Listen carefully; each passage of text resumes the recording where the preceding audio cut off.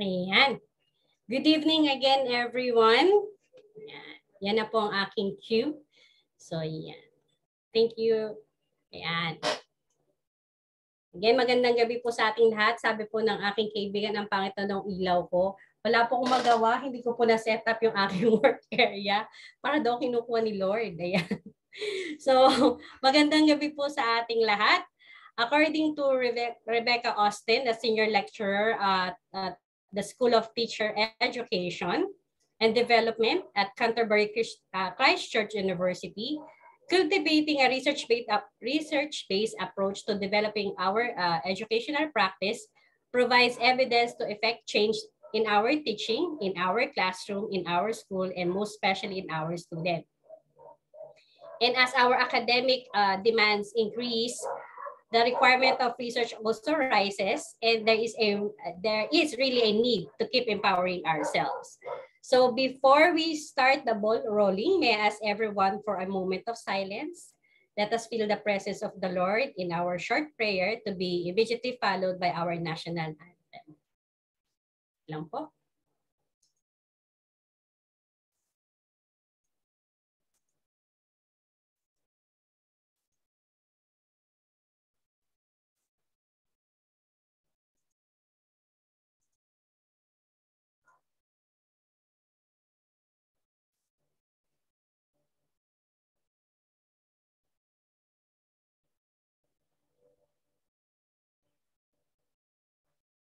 Our ever-loving Father, the core of every reason, the source of truth. You who made the earth and the heavens are the ultimate goal of every knowledge seekers, the infinite wisdom, the cause of all that is good. We are truly grateful for this opportunity to gather together as a community despite the challenges we face each day. Yet you remained and gave us strength to carry on the responsibilities of bearing intelligence and using them for better purposes. We now humbly ask you to join us in our endeavor to explore the wonders of life in the world for knowledge's sake, that in whatever we learn today, we become more grounded to you, who is truth, who is love. We pray that you bless our speakers, the fount of your infinite knowledge, that they can share something worthwhile despite the limited time we have. They can channel all they know and share to us the beauty and truth of living as your child. We pray that you guide our participants, the seekers of your boundless knowledge, that they may continue to persevere in the search and be deemed worthy to share what they learn from today's session. Sanctify us, O Lord, not because we are worthy of it, but because we believe in your love and mercy, that at the end of the day, we can take home something that's amazing and meaningful. This we ask and pray through Christ our Lord. Amen.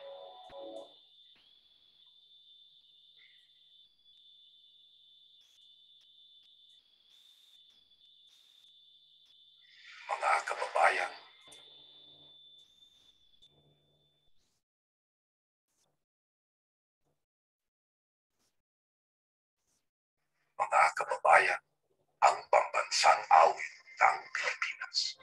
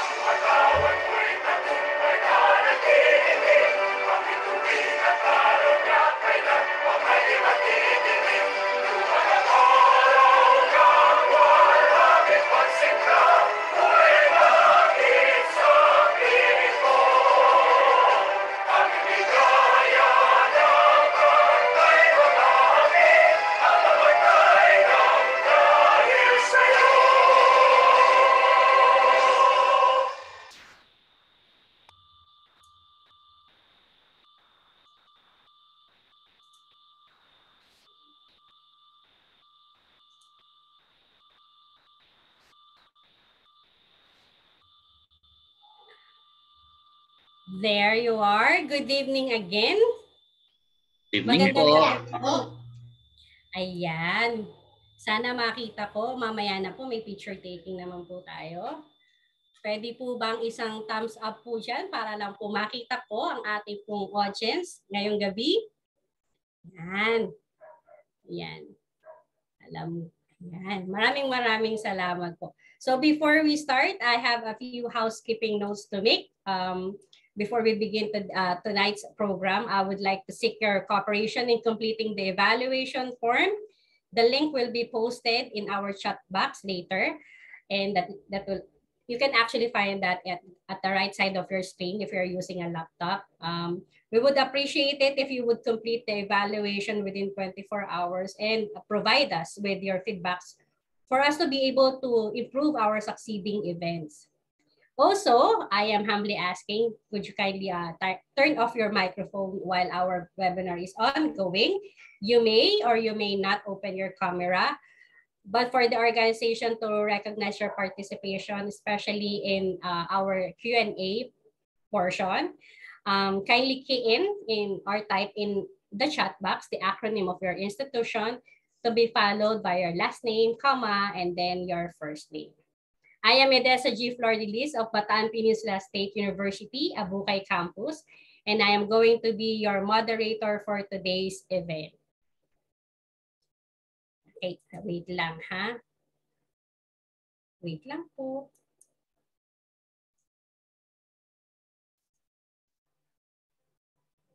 Kailangan daw po ay merong background sound, sabi ni ng aking kapatid.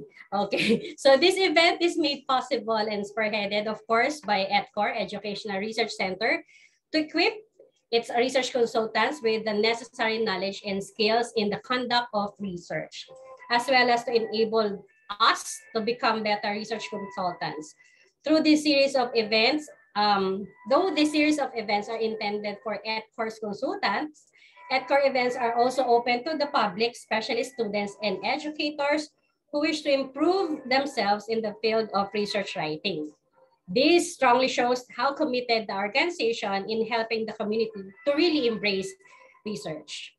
Of course, ETCOR Educational Research Center will not be possible if not for the initiation of one of the most hard-working people I know, Dr. Richard Sanchez. Pa-open naman po ng camera dyan. Ate, di pa ako naligo. Wait lang. Ayan. He's caught off guard. Di pa daw naliligo. He's also the head research consultant of ETCOR Educational Research Center. Good evening also to Dr. Ace Silangman and Dr. Ian Linares, our national consultant and National Deputy Consultant for Research Publication and Training, respectively. Doc Isay, sorry po. Yes po. I just would like to recognize also, we have a new set of officer kasi ang atin ng, hindi ko kasi na-update yan dyan sa copy mo. Our new National Consultant for Research Publications and Trainings is Dr. Adrian Carvajal. Nandito yata siya. Good evening po, Dr. Adrian. And the Deputy Consultant becomes si Dr. Ace Lagman po. Thank you po. Okay. Yun po. Okay, I stand corrected po. Huwag mo naman ako ibuko na hindi ako. Hindi po. That's my fault po. Di ko po na-update yung kopya. Thank you po. Okay. Okay po. Thank you, Kuya. So I would also like to acknowledge ETCOR's National Consultants, Regional Coordinator, Provincial and Division City Coordinators, and all ETCOR Research Consultants who are present in this event. Magandang gabi po sa inyong lahat. Okay.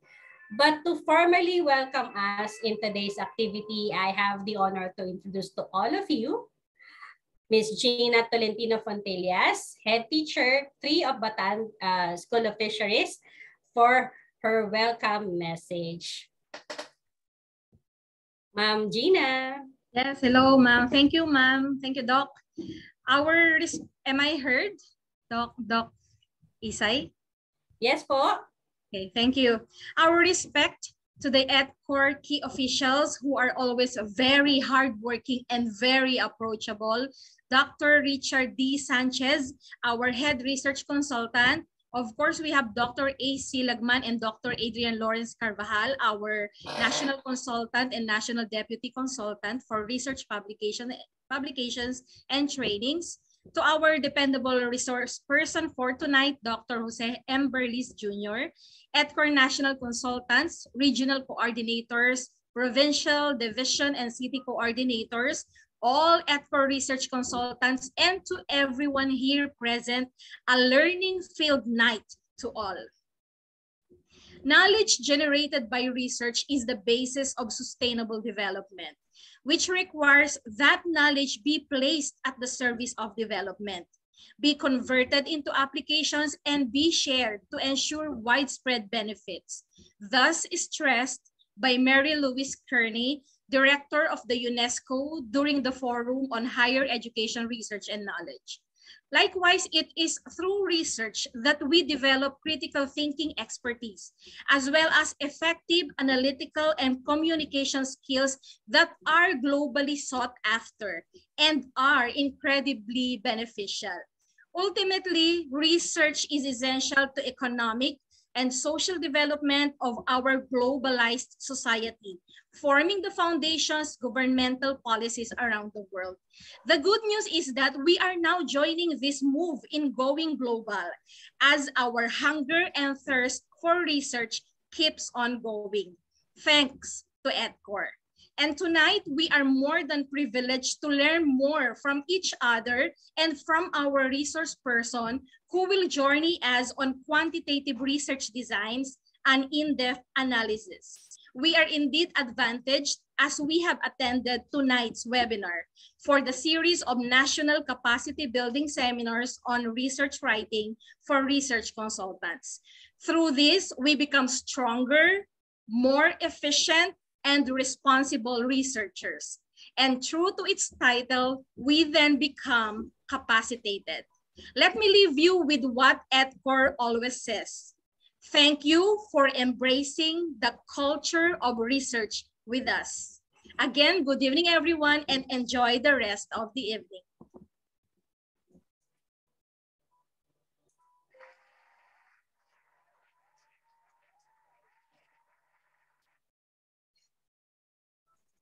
Back to you, Dr. Thank you, Ma'am Gina, for that very heartwarming welcome message. Indeed, research is, wala na, it's inevitably part of our life, especially we are in the academe. So before we move on in the next part of our activity, again, I may sound makulit po, but I am, again, humbly requesting everyone, except for our presenter and guest speaker, to kindly turn off their microphone while our presentation and webinar is ongoing. You may or may not open your camera. Please also be reminded that you can key in or type in any clarification or question while the talk is ongoing, but it will be entertained only during our Q&A segment. For the organization to recognize your participation in our webinar, kindly key in or type in the chat box the acronym of your institution to be followed by your last name, comma, and then your first name. Do not worry, I am tasked to take note of each and every queries in the chat box so that our speaker can answer them. But before we move on to the main event of this activity, we have the privilege to see and witness the paper presentation of one of our research consultants. Our presenter is Teacher 3 of Alad Lamao Elementary School in Romblon, Romblon. Her paper is entitled Self-Efficacy and Work Performance of Public Elementary School Teachers in the District of Romblon under Modular Distance Learning Modality. Let us all welcome Ma'am Reggie Malaya.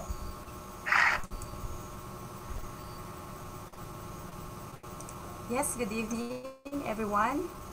Naririnig po ba ako? Yes po, ma'am. Naririnig po ba? Okay. Yes po. Okay po. So, nakikita po ba yung presentation ko? Wait lang po. Mag-stop muna po ako ng presentation. Wait lang po. Stop lang po. There. Okay. So, kita na po. So, good evening once again, everyone. So, I will be presenting to you my study entitled Self-Efficacy and Work Performance of Public Elementary School Teachers in the District of Romblon under Modular Distance Learning Modality. And I am Reggie Malayo from the District of Division of Romblon. So, this study aimed to determine the self-efficacy and work performance of public elementary school teachers in the District of Romblon. This also, the significance of this study is for the administrators. This will serve as basis for providing feedbacks and developing training programs and how to develop teachers' sense of efficacy and work performance. This is also important for the continuous improvement of the teachers. So the methodology of this study, the survey design was employed since the study is descriptive correlation in nature. The data were gathered using the survey method with a validated questionnaire as the main instrument. A total of 328 respondents in the District of Romblon participated in the study, comprising 294 teachers and 34 school heads. So the data were analyzed using the statistical package for social sciences, or SPSS, which focused on the following statistical tools: frequency count, percentage media, Spearman-Rowe, Mann-Whitney, and Kruskal-Wallis. So specifically, this study aims to determine the demographic profile of the respondents. So in terms of age, sex, civil status, length of service, educational attainment, teaching position, monthly income, self-efficacy training attended, and work performance training attended. So here are the findings. Most of the respondents, or 52.4% of the respondents, are in the middle age, who are 34 to 35 years old, and 36.7% of are older, who are 46 years old and above, and only 10.9% are younger, who are 30 years old below. For the sex, regarding the sex of the respondents, most of the respondents are female, and only 17.3% are male. For the civil status, married respondents dominated the population with 79.6%. Single respondents are only 15.6%, and 3.4% are widower, and 1.4% of the respondents are separated. For the length of service, only few of the respondents, with 19.4%, are in the short-term service, which means they are on the service for 5 years and below length of service.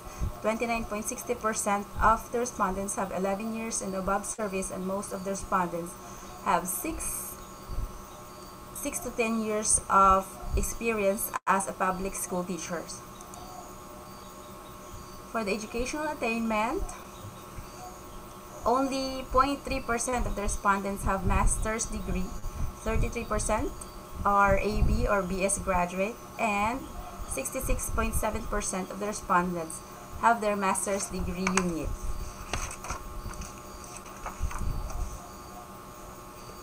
Regarding the teaching position, only 3.10% of the respondents are master teacher 2 and 3, 6.10% of the respondents are master teacher 1, and 7.8% are teacher 3, 34.7% are teacher 2, and most of the respondents are teacher 1, which is 48.30%.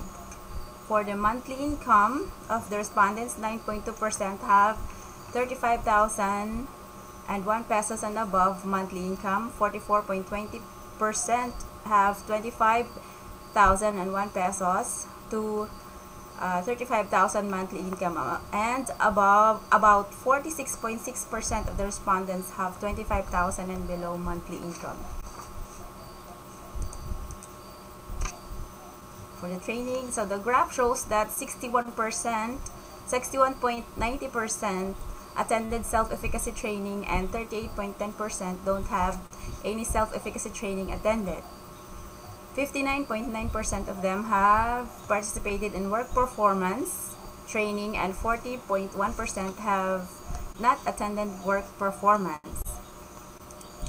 Way to sum it up, majority of the respondents are on the middle-aged female, married, belong to an average term, have master's unit, teacher 1, and with a monthly income of 25,000 below with self-efficacy training and undergone training related to work performance. So those are the demographic profile of the respondents. Next is the level of perceived self-efficacy. Teachers were also found to have an outstanding performance in modular distance learning modality except for technical competence. Nevertheless, the overall result based on the findings of the study shows that in general, the teacher respondents have an outstanding performance despite the challenges of modular distance learning modality.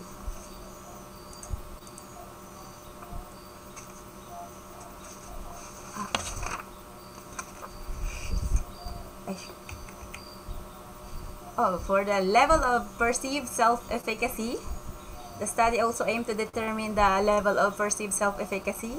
The graph shows that in the time of the implementation of modular distance learning modality, teachers have high level of self-efficacy in terms of working with colleagues and parents, handling stress, task management, time management, adapting to ICT, integration, providing assistance to learners, delivery of instruction in the use of learning modules, production of learning modules, and readiness to modular learning modality. All of the indicators were perceived to be high with a median of 4.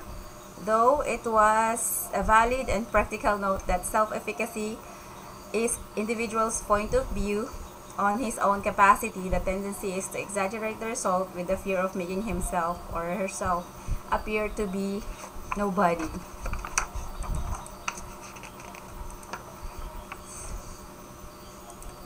So the result also shows for the relationship of demographic profile of self-efficacy, the result shows that age, civil status, and length of service are significantly correlated with adaptation of ICT integration. This means that adaptation to ICT integration is dependent with age, civil status, and length of service. It can also be noted that there is an association among educational attainment and working with colleagues and parents, adapting to ICT integration, providing assistance to learners, production of self-learning modules, and readiness to modular distance learning modality. The findings also reveal that teaching position has a relationship with working with colleagues and parents, and providing assistance to learners. Monthly income is also said to have a relationship with all the variables except for adapting to ICT integration and readiness to modular distance learning modality. Likewise, it can be gleaned on the same table that self-efficacy training have a relationship with adapting to ICT integration and production of self-learning modules, and work performance training of the teacher respondents are associated with working with colleagues and parents and production of self-learning modules.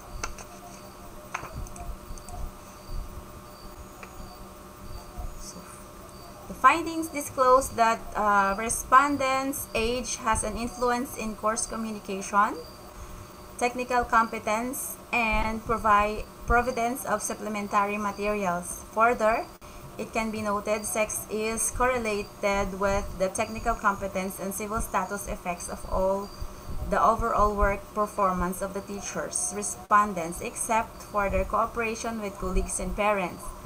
The data also reveals that length of service influences course communication and technical competence, while educational attainment has a relationship with cooperation and with colleagues and parents and the production of learning modules. So the work performance training are also an indicator of the respondents' capacity for the production of learning modules and course communication.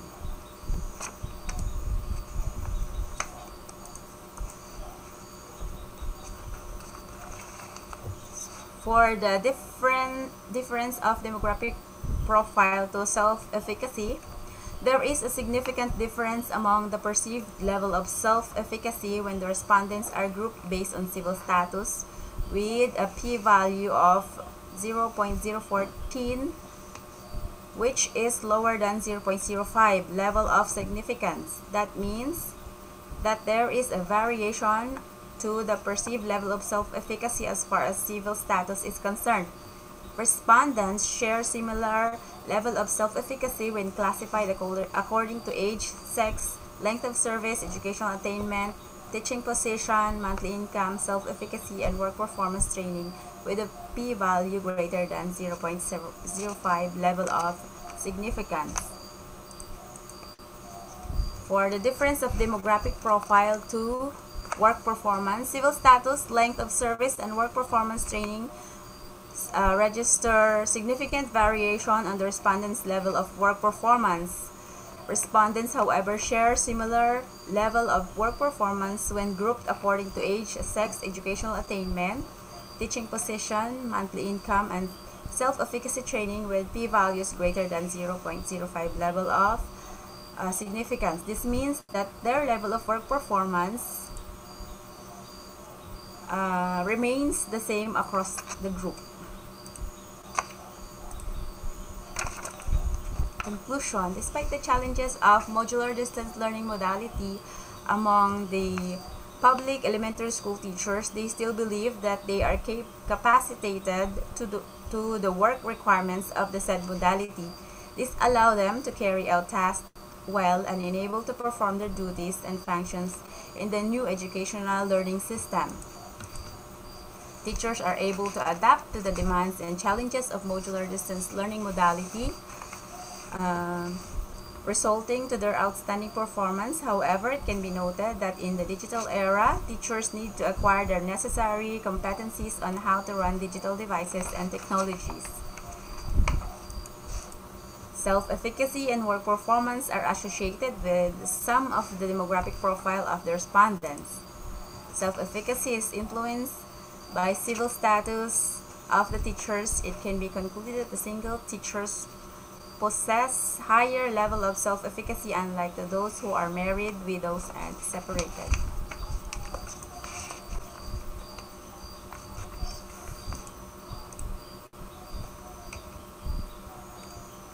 Teachers share same level of work performance regarding the demographic profile, except for civil status, length of service, and work performance training. For the recommendation, teachers are encouraged to maintain their high level of self-efficacy and outstanding work performance in the new learning educational system. This will help them cope with the challenges and demands of modular distance learning system and provide quality education among the learners. The teachers who have outstanding teaching performance are encouraged to sustain their level of performance, while those whose performance is very satisfactory are advised further to improve it through continuous engagement in professional development endeavors. Teachers should improve their technological competence as one of the skills relevant in the digital era of education. And that will be all. Thank you.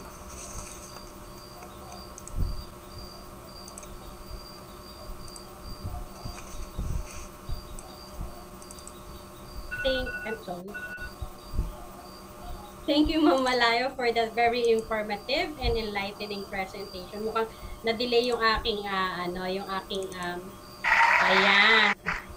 yung aking sound effect. Yan.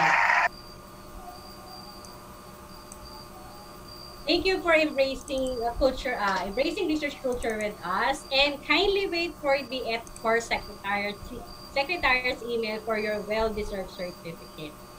So we are hoping for more presentation like this in the coming activities of ETCOR. So the challenge is on for all of us. So sino po kaya ang susunod naman na magpe-present? Yan.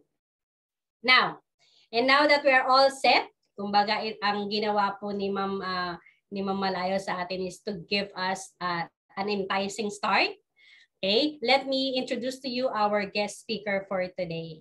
So let me just share the screen first.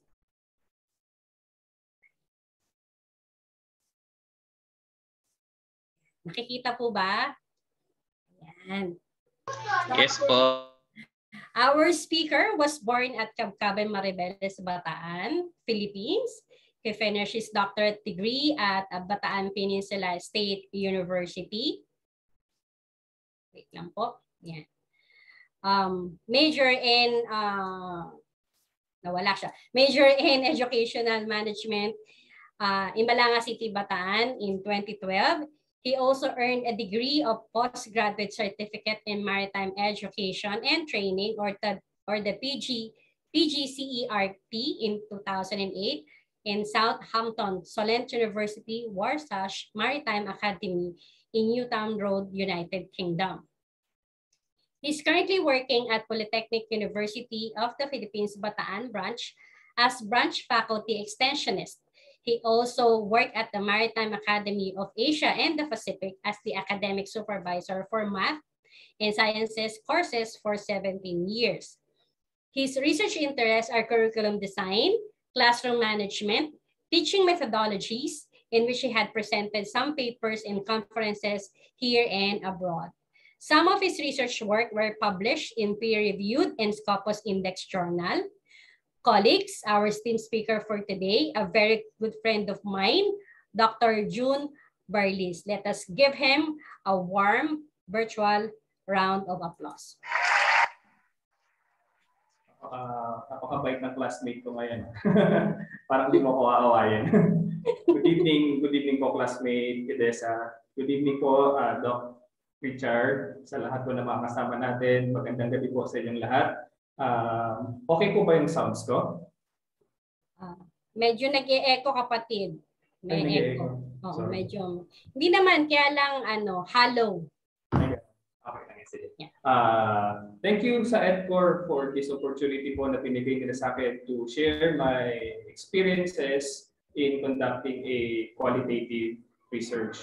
So yung binigay nila sa akin ngayon na task is about quantitative research and in-depth analysis. Okay? So sana mabigyan ko ng justice yung ating topic and makapag-share ako sa inyo ng aking mga nagawa before dito sa quantitative research natin. So basically kasi pag sinabi natin quantitative research is more of quantifying.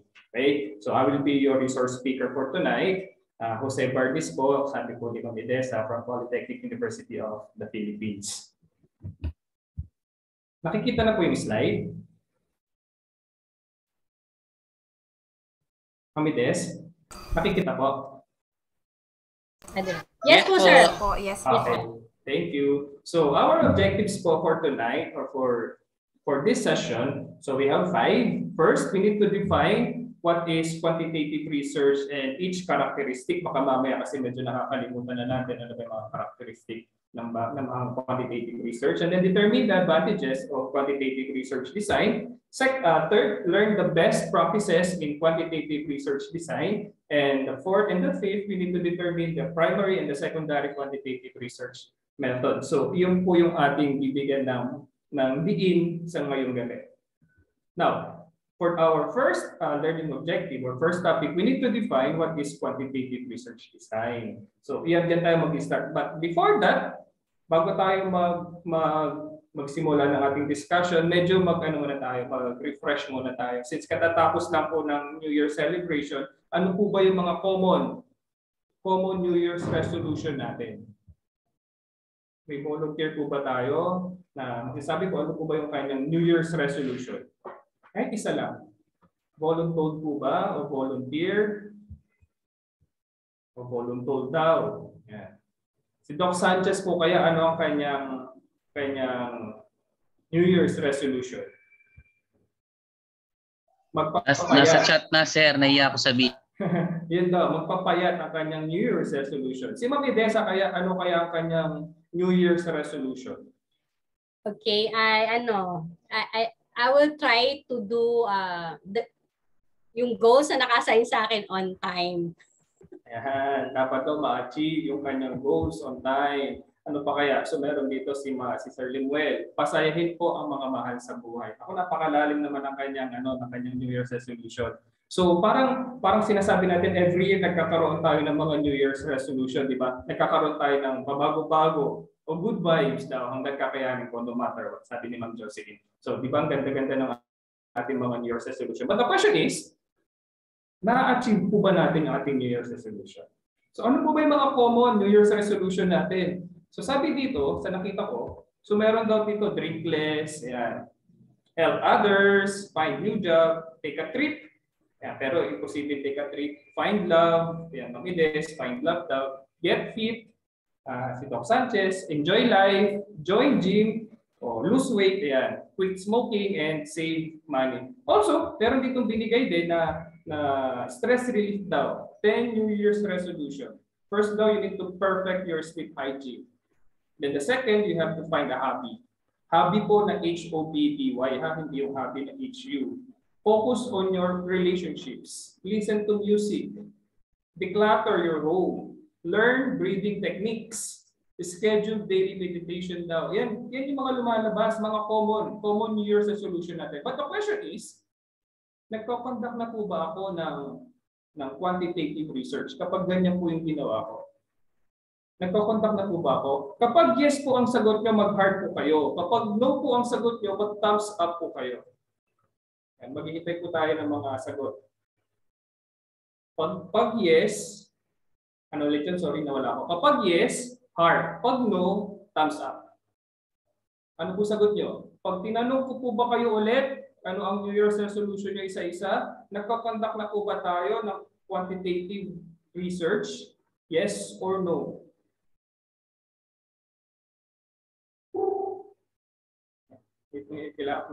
Ano po ba? Yes or no? Nagko-conduct na po ba ako? Heart lang po, heart and thumbs up. If it is yes, heart. If it is no, thumbs up. Yan. Sabi ni Ma'am Reggie daw, heart. So nag-yes siya. Nagko-conduct na po ako ng quantitative research. What else? Yung iba po kaya ating mga kasama. Nagko-conduct na po ba ako? So, titignan natin. Titignan natin mamaya kung ano po ba talaga yung sinasabi natin. Okay? Now, kasi pag sinabi nating research design, it is a systematic investigation. Again, pag sinabi nating systematic investigation, you have a procedure. May sinusunod tayong sistema, kaya nga po systematic kasi sinasabi natin. Meron tayong mga procedures, may mga protocols tayong sinusunod kasi hindi yan basta-basta nag-gather lang tayo ng mga information, ng mga data, hindi daw po ganun lang. Kailangan meron tayong procedures na sinusunod. Kaya nga systematic. In gathering quantifiable data. Quantifiable meaning pwede natin bilangin. Performing statistical, mathematical, or computational techniques. So meaning to say, kapag ako po ay nagtanong lang sa inyo, is it a systematic investigation po ba? Okay? Yun ang tanong natin dyan. Also, quantitative research collects information from existing and potential respondents. So meaning to say po, the results of which can be depicted in the form of numerical. Diba mas madali nating ma-interpret, mas madali nating makita if makikita natin palagi agad yung numbers. Makikita natin, di ba, pinreset ni Ma'am Reggie kanina, may mga figures siya, may mga numbers. So madali natin mabasa, madali natin maintindihan, madali natin makita ano ba gusto niya ipaliwanag sa atin. Now, after careful understanding of these numbers, of course, we need to make recommendations or services and make changes accordingly. Di ba kaya nga tayo nagko-conduct ng research to make recommendations para mabago natin yung isang sistema, para mabago natin yung isang bagay, or magkaroon tayo na tinatawag nating inputs. Kasi baka mamaya kailangan na mabago. For example, sa case natin ngayon, baka mamaya hindi na applicable yung mga ginagawa natin sa classroom. Hindi na siya applicable kasi wala naman na tayong face-to-face classroom instructions. Or baka naman hindi na applicable yung isang bagay na dati natin ginagawa. Kaya tayo nagko-conduct na research. Also, quantitative outcome research is mostly conducted in the social sciences. So basically kasi pag sinabi natin social sciences, diyan pumapasok yung mga ginagawa nating quantitative research design. Okay, using statistical methods to collect quantitative data from the research study. Now, in this research method, sinasabi natin, researchers and statisticians deploy mathematical frameworks and theories that pertain to the quantity under question. So ito yung sinasabi natin palagi na kailangan natin ng numbers kasi nga quantitative ang ginagawa natin. Also, quantitative research templates are, again, pakinggan natin this is objective, elaborate, and many times even investigational. The results achieved from this research method are logical, statistical, and unbiased. Kasi nga pag sinabi natin unbiased, tinatanggal natin yung mga personal, hindi naman grudges, mga personal opinions natin, mga personal biases natin, baka mamaya iba yung gusto natin palabasin. Okay? Kasi kapag quantitative, kung ano yung lumabas dyan, even hindi ito yung gusto natin, wala tayong magagawa. Diba? Pag ito sinasabi ng numbers, wala tayong magagawa. Okay? Now, what are the characteristics of quantitative research design? So meron tayong 6 na characteristics ng research design. So the first one is structured tools. Pag sinabi natin structured tools such as surveys, polls, or questionnaires used to gather quantitative data. Now, using such structured methods help in collecting in-depth and actionable data from the survey respondents. Now, remember, in quantitative research design, gumagamit tayo palagi ng ng survey questionnaires, self-made questionnaires. Palagi. Now remember, kapag gumagamit tayo ng self-made questionnaire, hindi yan basta naisip na lang natin. Maglalagay ako ng ganitong variable. Ilalagay ko si age, ilalagay ko si sex, o si gender, o ilalagay ko yung kanyang profile. Hindi dapat po ganun. Di ba nakasanayan natin palagi? Nag-iisip tayo palagi ng mga variables na pwede maka-apekto sa ating pinag-aaralan. Dapat daw ang ginagawa natin baligtad. Di ba ang nakasanayan kasi natin, nag-iisip tayo ng mga variables and then tsaka tayo naghahanap ng literature to support your variables. Dapat daw hindi ganun. Kaya sabi niya structured tools. Kailangan daw kapag ikaw ay gumagawa ng quantitative research design, kailangan binabasa mo muna sa literatures. Basa tayo ng maraming literatures and then from those literatures, makikita natin ano ba yung common sa kanila. Pag nakita natin kung ano yung common sa kanila, tsaka tayo maglalagay ngayon ng mga variables. Baligtad ang nakasanayan natin. Kasi parang doon tayo na practice. Isip muna tayo ng variables, tsaka natin hanapan ng literature para supportahan natin. O ma-back up yung mga variables. Kasi tinatanong usually sa atin, o bakit nandyan ang monthly income? Anong connection ng monthly income? Tsaka ka palang hahanap ng literature. Baligtad. Yun yung nakakasanayan natin. Okay? Also, another characteristic is the sample size. Remember, quantitative research is conducted on a significant sample size that represents the target population. Appropriate sampling methods have to be used when deriving the sample to fortify the research objective. Basically, ang tinatanong lang dyan palagi ng ating mga panel, bakit 10 ang respondents mo? Bakit hindi 9? Bakit hindi 11? Bakit 10 ang napili mo? Anong sasagot natin? Wala lang po. Gusto ko lang pong 10.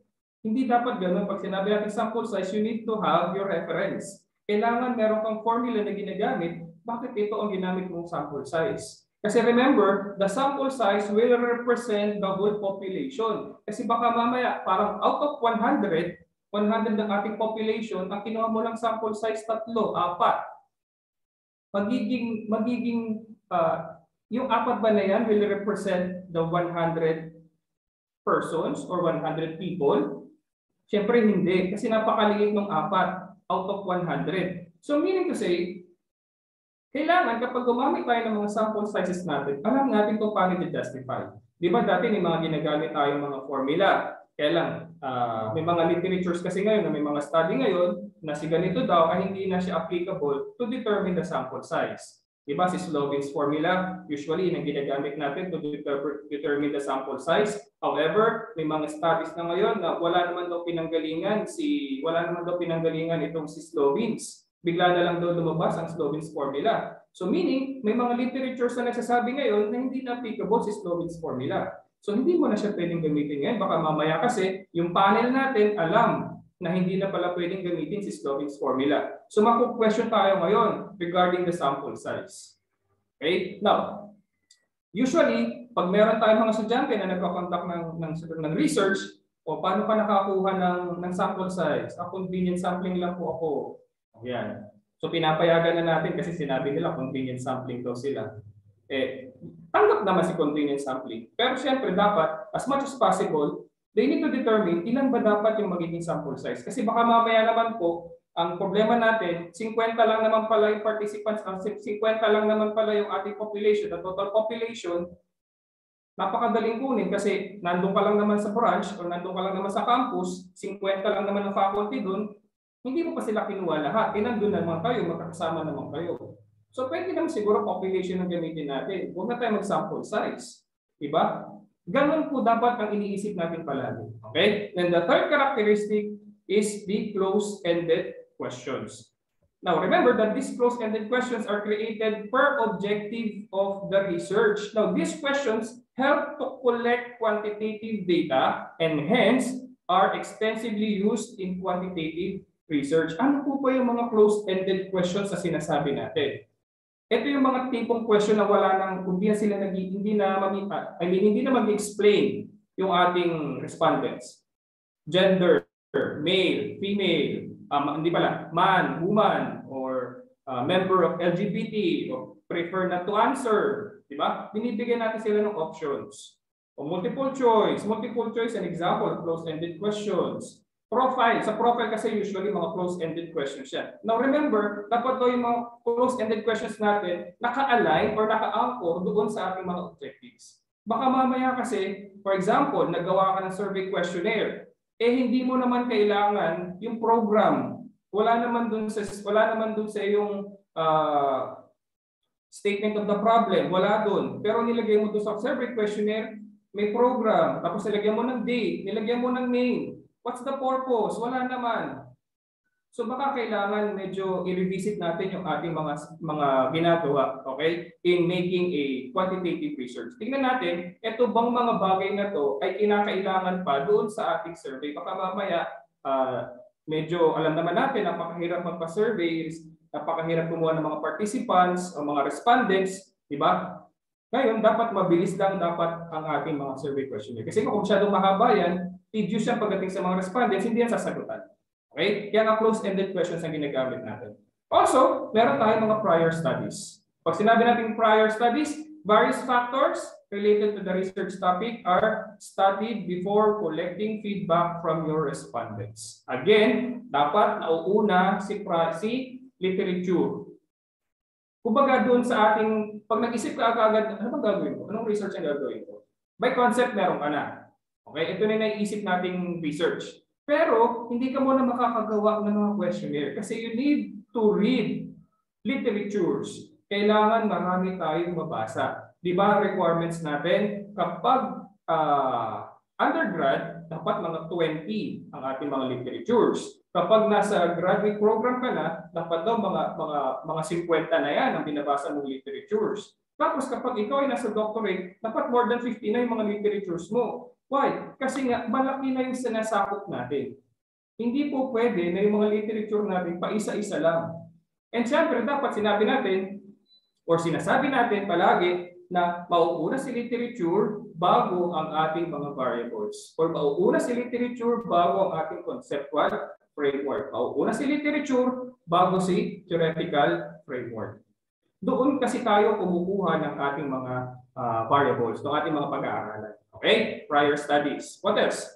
Another one is quantitative data. Usually, quantitative data is represented by tables, charts, graphs, and other non-numerical form. This makes it easy to understand the data that has been collected as well as prove the validity of the research. Diba? Example, yung ginamit kanina ni Ma'am, yung nag-present ng research, nakita mo, ginamit nila is pie chart. Diba? Pie chart. Napakadaling intindihin, makikita mo sa hati-hati ng mga pie charts, kahit wala siya explanation, makikita mo agad ilan doon yung sumagot na babae, ilan yung sumagot na lalaki, di ba? Or ilan doon yung master teacher 1, master teacher 2. So meaning, kahit walang explanation yun, madali nating maintindihan. Kasi nga, kailangan na research natin palaging user-friendly. Pag sinabi natin user-friendly ang ating research, kailangan madaling intindihin ng kahit na sino. kahit wala kang background in statistics, madali mong intindihin yung kanyang figure. Madali mong basahin yung kanyang presentation. Kasi baka mamaya, ikaw lang yung nakakaintindi at saka yung mga groupmates mo, hindi siya magiging marketable. Hindi yan gagamitin reference ng mga future researchers. Di ba sabi natin kailangan para ma-validate yung ating research, kailangan sinasite ka palagi, di ba? Mini-mention palagi yung gawa mo. Eh paano siya i-mention kung hindi nila maintindihan yung gawa mo? Napakagulo ng presentation, di ba? Kaya gumagamit tayo ng mga non-numerical forms such as tables, charts, di ba? Graphs. Okay. Then the last one, so we have generalization of results. Now, results of this research method can be generalized to an entire population to take appropriate actions for improvement. Kaya nga diba sabi natin kanina, palagi you need to have appropriate sample. Kasi kung 100 dyan, 3 lang ang respondents mo, hindi niya nire-represent yung the whole population. Diba? Palagi sinasabi natin, kaya mo bang kunin yung buong population? Baka mamaya, kukunti lang naman pala yung population. Kunin mo na lahat para wala nang tanong-tanong doon sa sampling design mo. Kung hindi mo naman kaya, maggawa tayo ng formula. O kung kaya mo mas mataas, kasi lumalabas sa formula minsan, mga 40% lang. Kung kaya mo gawing 60%, why not? Diba? Mas mataas, mas maganda. Hindi ka natatanungin doon ng ibang tao, o bakit yun ang numbers mo? 80% na nga po ako mataas na siya. Okay? Parang nakikita natin na itong respondents na to, itong grupo na to, can represent the whole population for improvement. Okay?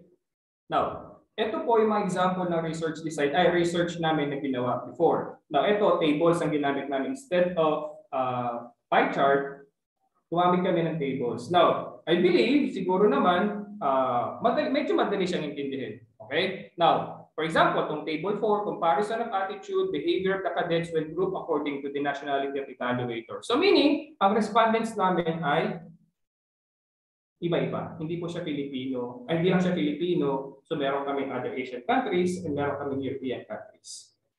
So tinitingnan natin, may pagkakaiba ba yung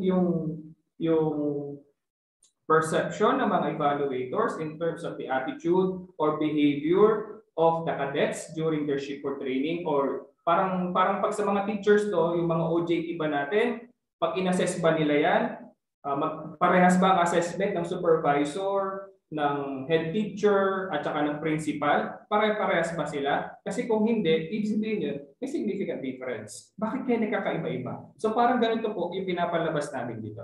Okay? Now, sa table 7, sample t-test output comparing the mean perception of the faculty members and students. Di ba po during nung mga 2017 or 2016, nag-boom sa atin yung sinasabi nating outcome-based education. So diyan pumapasok na yung mga terms ng outcome-based education. Although in other countries, matagal na nilang pinapractice. Pero sa atin, parang recently lang, pinapractice natin si outcome-based education. We are measuring the outcome. Hindi tayo palagi dun sa assessment, hindi tayo dun sa mga pen and paper. Kailangan na dun tayo may output palagi ang bata. Diba? Now, tinitingnan natin, faculty and student, may pagkakaiba ba ang kanilang course outcome?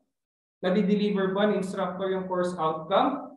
Ano ba sabi ni instructor? 4.93 daw. Ang sinabi naman ni student, 4.03. So, ibig sabihin, may pagkakaiba.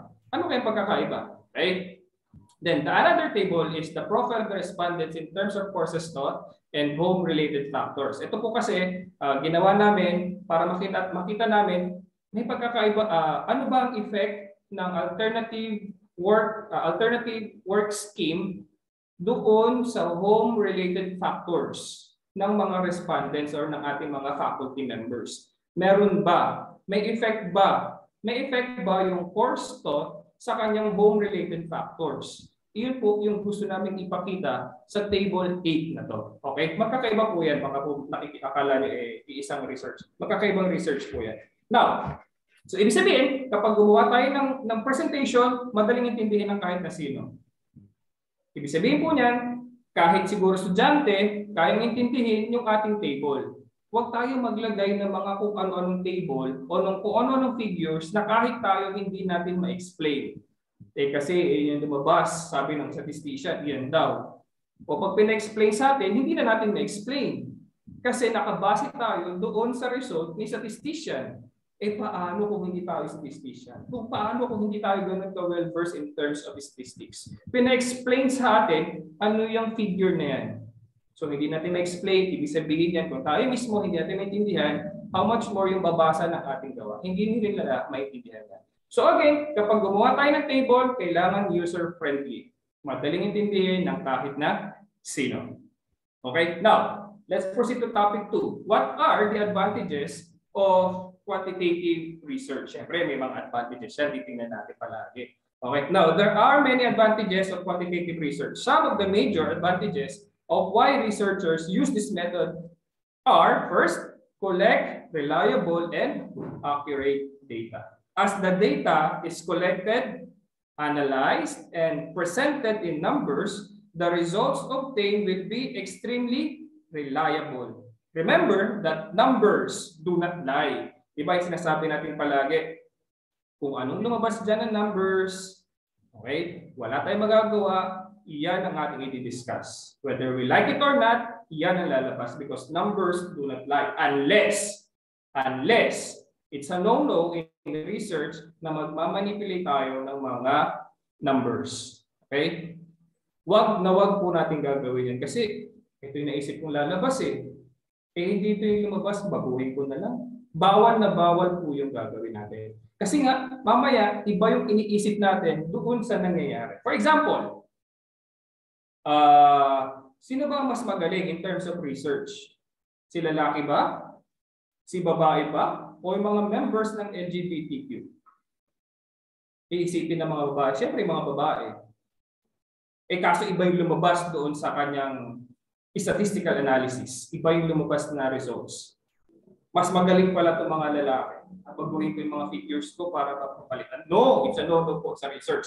Kailangan kung ano yung lumabas, yun ang ating i-interpret natin. Now remember, okay, they offer an honest picture of the conducted research without discrepancies and is also extremely accurate. Okay? In situations where a researcher predicts conflict, quantitative research is conducted. Okay? So, di ba pinasasabi natin, ito yung kasi wala tayong magagawa. Yun ang ating kapaliwanag. Another characteristic or another advantage of quantitative research, quick data collection. Okay? Quantitative research is carried out with a group of respondents, okay, who represent a population. A survey or any other quantitative research method applied to these respondents and in the involvement, of course, of our statisticians. Okay, we need to conduct and analyze the result is quite straightforward and less time consuming. Mas madali po kasi mag-interpret. Unlike in qualitative, mahirap mag-evaluate or mahirap mag-assess ng qualitative research. Unlike sa quantitative, with the assistance of the statistician, okay, or Excel na ginagamit natin. Sa Excel kasi medyo madali din gamitin. Kung hindi ka well-versed sa SPSS o hindi ka well-versed sa mga statistical tool natin, Excel po nagagamit naman siya. Okay? Madali daw siyang gamitin. Madali siya maglabas ng numbers. Pag-compute lang ng mean, may mean na kaagad, makikita mo agad dyan kung ano ba yung sabihin nito. Sino ba yung mga matataas? Ano ba yung average natin? Okay? Quick data collection ang tawag. Also, another advantage is wider scope of data analysis. Now, due to the statistics, this research method provides a wide scope of data collection. Diba? Napakarami natin. Meron tayong mga descriptive statistics, meron din tayong inferential statistics. Diba? Nagagamit yan sa quantitative research. So una, syempre, mag-describe ka lang. So gagamit ka lang ng mga descriptive statistics natin. Si mean, median, mode, diba? And then after that, pwede ka na mag-inferential statistics. Si Kruskal-Wallis, si Cohen's-D, pwede mo na maggamit yung mga yan. Kasi nga, madali siyang gamitin. Madali siyang ma-interpret. And also, lastly, we have to eliminate bias. Sinasabi natin palagi, hindi pwede dito yung mga personal opinion natin, yung mga personal expectations natin.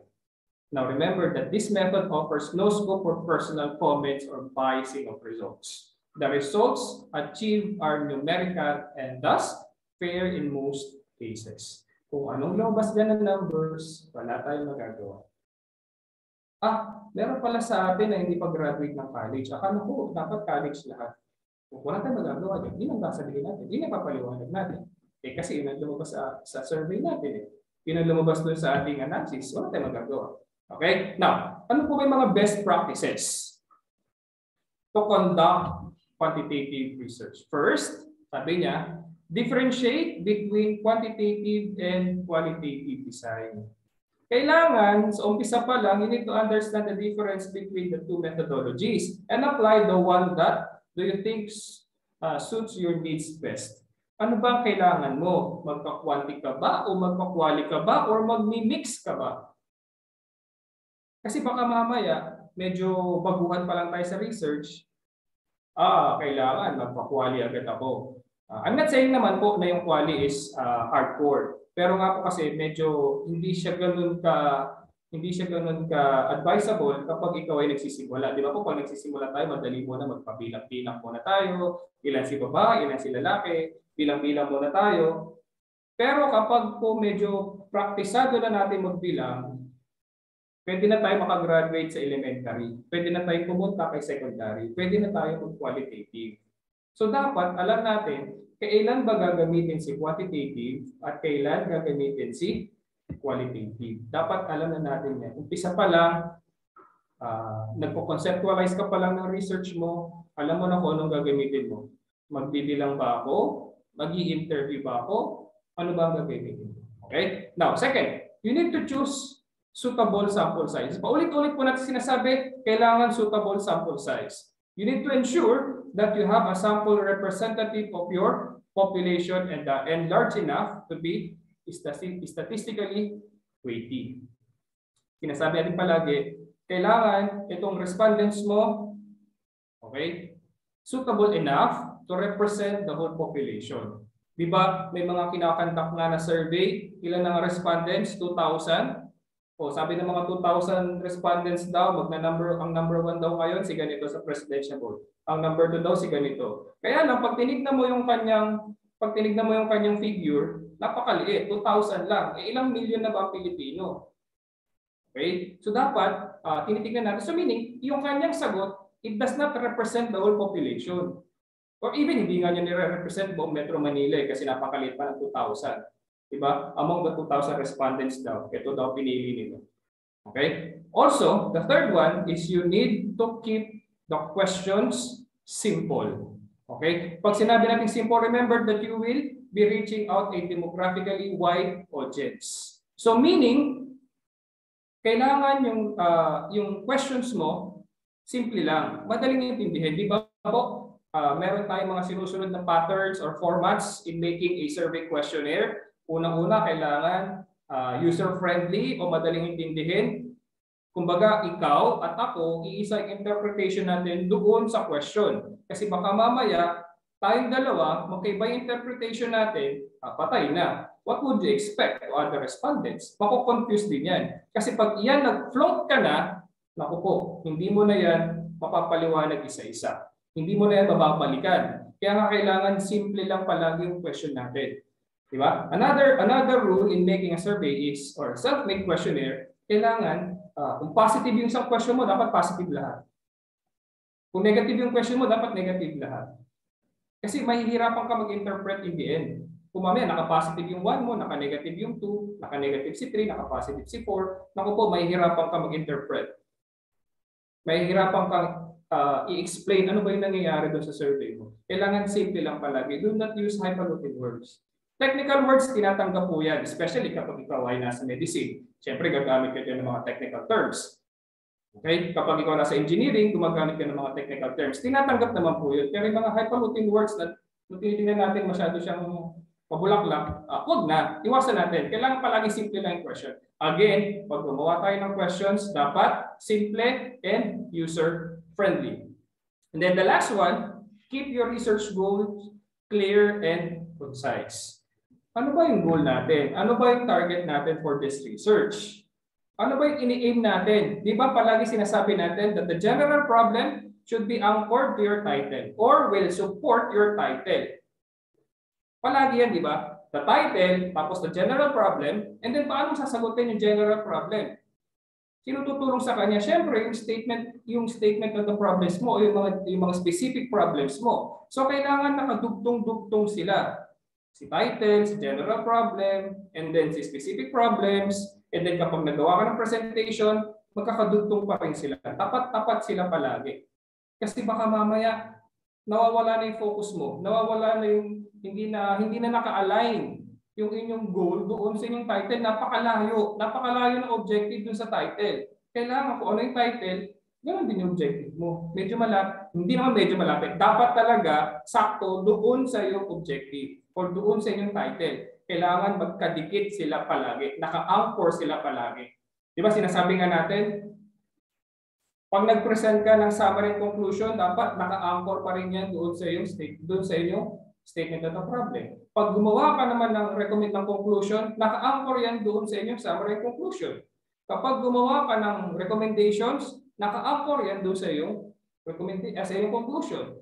Dugtong-dugtong sila palagi. Ganun daw mag-present ng quantitative research design. Okay? Now, there are two methods daw po to conduct quantitative research. Diba?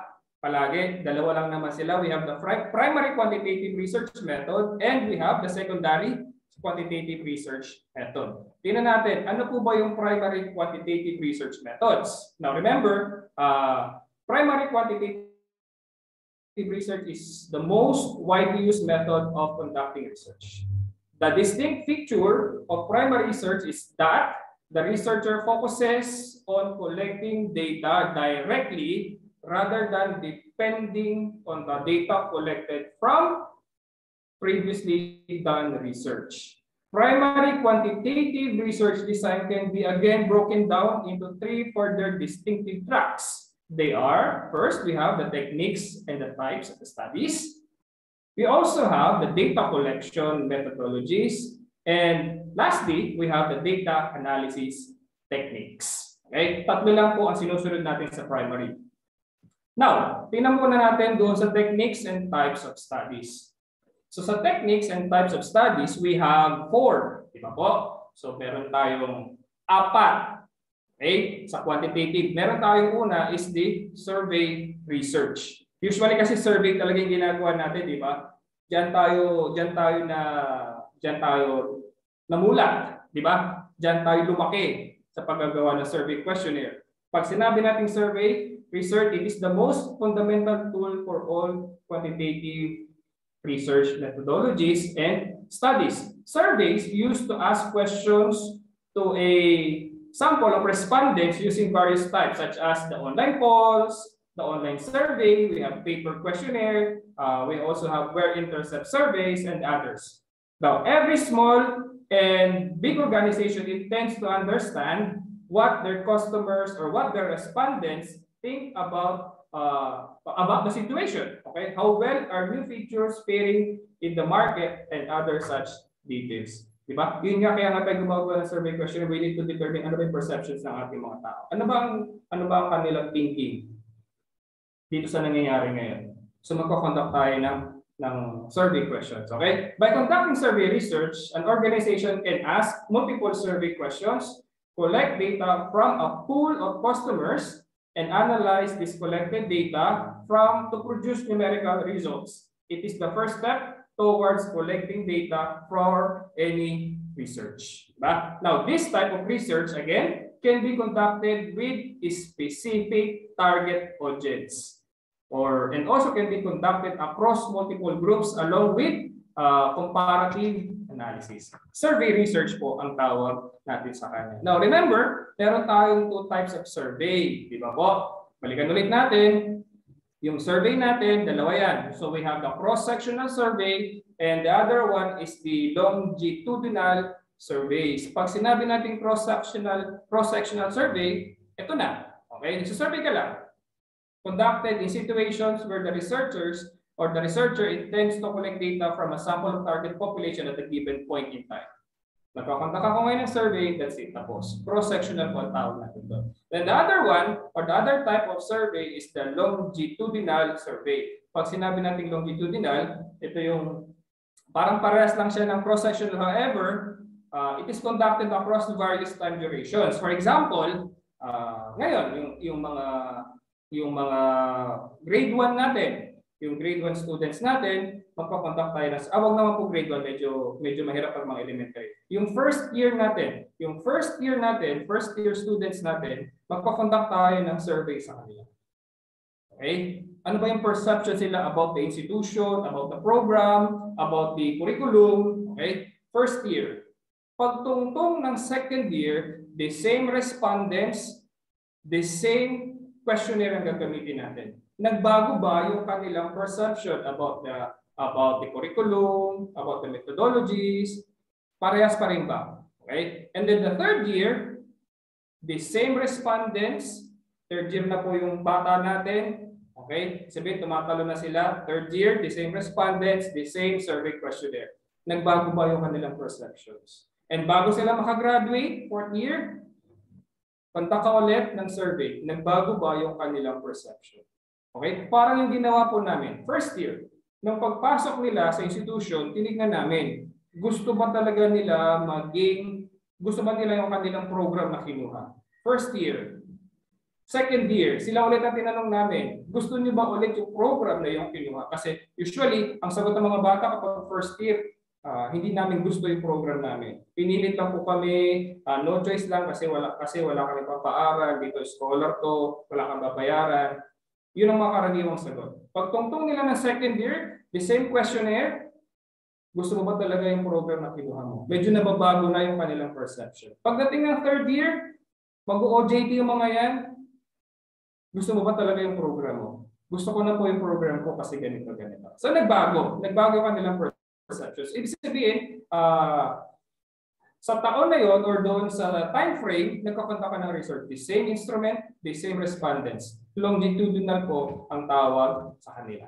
Okay? Then the second one is the correlational research. Again, pag sinabi natin correlation, conducted to establish a relationship between two closely knit entities and how one impacts the other and what are the changes that are eventually observed.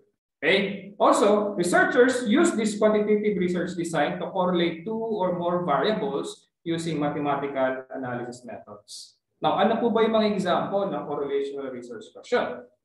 For example, the relationship between stress and depression. So, tinitingnan natin, may correlation ba si stress and depression? The equation between fame and money. The relationship between activities in a third grade class and each student. Correlation po ang sinasabi natin. Okay? And then the third technique or the third type of studies, we have the causal comparative research. When you say causal, these methods mainly depends on the factor of comparison, also called the quasi-experimental research. This quantitative research method is used by researchers to conclude the cause and effect equation between two or more variables. So meron na siyang cause and effect. Example, the impact of drugs to teenager. The effect of good education on a freshman. May effect ba o wala? The effect of substantial food provision in the villages. Cause and effect po ang tawag dyan. And then lastly, okay, doon sa ating techniques and types, we have the experimental research. Pag sinabi naman natin experimental, also known as the true experimentation. Now, this research method is reliant on theories.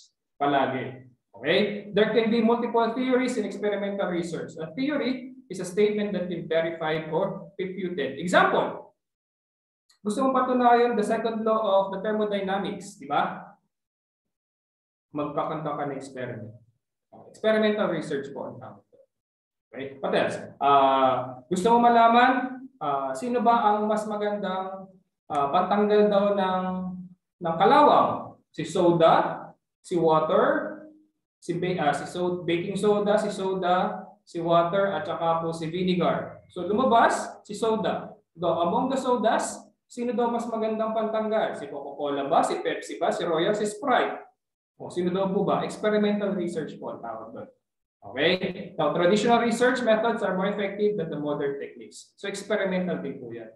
Systematic teaching schedules help children find it hard to cope up with the course. Experimental. It is a boon to have responsible nursing staff for ailing parents. Experimental research din po yan.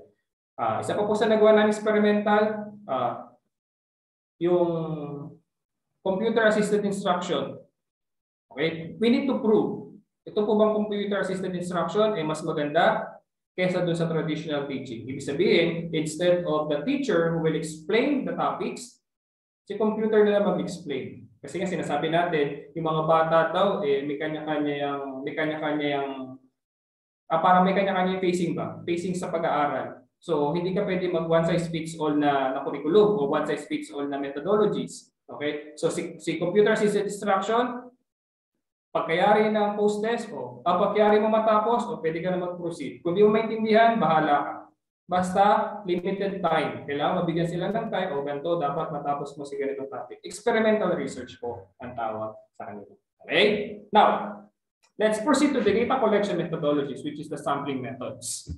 Now, remember, again, data collection can be divided into sampling methods, and data collection will be used of surveys and polls. There are two main sampling methods for quantitative research. Again, hahatiin natin siya into probability and non-probability sampling. So, ibig sabihin, dito natin dinedetermine gaano po ba yung sample size na gagamitin natin. Again, sinasabi natin, hindi ka pwede maglalambang lang ng numbers. Gusto ko yung 10. Okay, nang gamitin natin si 10. Hindi po ganoon. Okay, so the first one is probability sampling. Pag sinabi natin probability sampling, a theory of probability is used to filter individuals from a population and create a samples. Okay? Participants of a sample are chosen random selection processes. Now, each member of the target audience has the equal opportunity to be selected in the sample. So meaning to say, kung 100 yung atin, dapat daw lahat ng 100 na yun, malaki yung chance nila na pare-paras na makuha rin sila as respondents. Probability sampling ang tawag dyan. Now, there are four main types of probability sampling. Una is the simple random sampling. Ito gasgas na gasgas to palagi sa mga research. O ano ginamit mong sampling method? Probability sampling po. O anong probability sampling ginamit mo? Simple random sampling po. O bakit simple random? Kasi daw sabi niya, as the name indicates, simple lang. Huwag natin pahirapan yung study natin. Huwag natin pahirapan ang research natin. Okay? It is a sampling. Random sampling is nothing but a random selection of elements from a sample.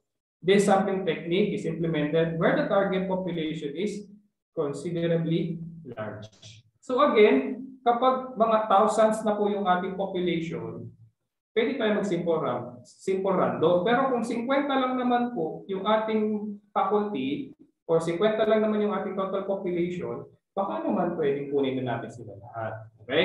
Then the second one is the stratified random sampling. Again, pag sinabi natin stratified, it is a sampling method daw. A large population is divided into groups or strata. And members of the sample are chosen randomly from this strata.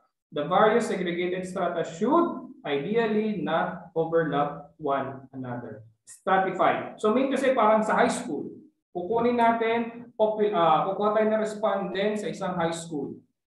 So ilan daw kukunin natin sa first year, ilan ang kukunin sa second year, ilan sa third year, ilan sa fourth year. Stratified random sampling po ang tawag doon. Okay? Equal distribution. Huwag po tayo doon sa figure, doon sa number. Doon tayo palagi sa percentage kasi iba-iba naman po ng total population yung per class o yung per year. Baka yung first year mo, pumasok sila, sabihin natin 500, nung second year, naging 450 na lang, pagdating ng third year, naging 300, and then pagdating ng first year, ng fourth year, baka naging 50 na lang sila. Okay? Kailangan by percent yung ginagamit. Stratified random sampling po ang tawag doon. Okay? So dapat na-determine na natin ngayon kapag nag-iisip tayo ng mga research, ano ba ang gagamitin nating sampling method. Okay? Then, we also have the cluster.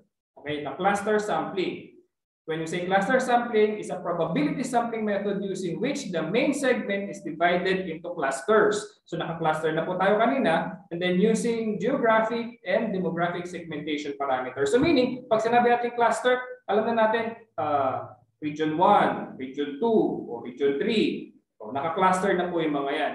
So aside from po dun sa ginamit natin na stratified, ina-cluster pa rin po natin sila. O, kailangan daw ang respondents natin ay mga 20 years old and above. So, naka-cluster yung mga yan. Kina-cluster natin palagi. Okay? Now, another one is the systematic sampling. Systematic sampling medyo hindi naman siya mahirap, pero ito talaga sinasabi natin na pinakamaganda sa lahat. Kasi nga meron kang pattern na sinusunod. Okay? Techniques where the starting point of the sample is chosen randomly. Anywhere pwede ka magsimula. And all other elements are chosen using a fixed interval. Now, in this case, for example, ang kanyang starting point is 1. So 1, 2, 3. So the third person, siya yung gagamitin natin respondent. And then 4, 5, 6, so si 6. Then 7, 8, 9, and so on. So systematic sampling po ang tawag natin. Although hindi siya gano'n napapractice, pero maganda siyang gamitin. Kasi nga, makikita natin parang equal chances silang lahat. Okay? Now, the other one is the non-probability sampling. Pag sinabi natin non-probability sampling, it is where the researcher's knowledge, again, and experiences are used to create samples. Okay? Now, the researcher selects samples based on the subjective judgment of the researcher rather than random selection. So meaning to say, sa non-probability sampling, it's more of the judgment of the researchers. Kung ano yung gusto ng researchers, yun yung ginagamit niya. Okay? So the first one is the convenience sampling. Okay? Pag sinabing convenience, elements of a sample are chosen only due to one prime reason, and which is the proximity to the researcher. These samples are quick and easy to implement as there is no other parameter of selection involved. Convenient sampling po ang tawag natin yan. But again, medyo dinidiscourage namin kasi yung mga estudyante kapag sinabi niya convenient sampling. Convenient on the part of the researcher. However, kung convenient on the part of the researcher, kaya ba niyang i-prove na itong respondents mo will represent the whole population? Baka mamaya hindi naman. Okay? Now, the second one is consecutive sampling. So it's almost the same po ito ng convenient sampling. Pero sinabi niya consecutive sampling, so meaning to say, consecutive, magkasunod. Okay? Magkakasunod lang po siya. Sabi niya, similar to convenient sampling, except that researchers can choose a single element or a group of samples and conduct research consecutively over a significant period and then perform the same process with other samples. Unlike po dun sa longitudinal, the same respondents, the same instrument. A convenient sampling po, the same instrument pero magkaiba na respondents, consecutive. Kung first year mo ginamit, pag-akyat niya, first year uli ang gagamitin mo. Convenient sampling ang tawag sa kanya. Then the other one is the quota sampling. Pag sinabi natin quota sampling, researchers can select elements using their knowledge of target traits and personalities to form strata. Okay? Members of our strata can be chosen to be part of the sample as per the researcher's understanding. So meaning, kaya nga po ng probability sampling, palagi yung judgment ni researchers ang sinusunod. Kung ano yung gusto niya, yun palagi nasusunod. And then we also have the snowball sampling. Yung snowball sampling po kasi parang familiar sa atin ito yung fishbowl. Diba? Fishbowl sampling. So, pag fishbowl, lahat ng mga possible respondents, ilalagay mo doon, napipili ka ng 10, kung sino mapili mong 10, siya yung respondents. Okay?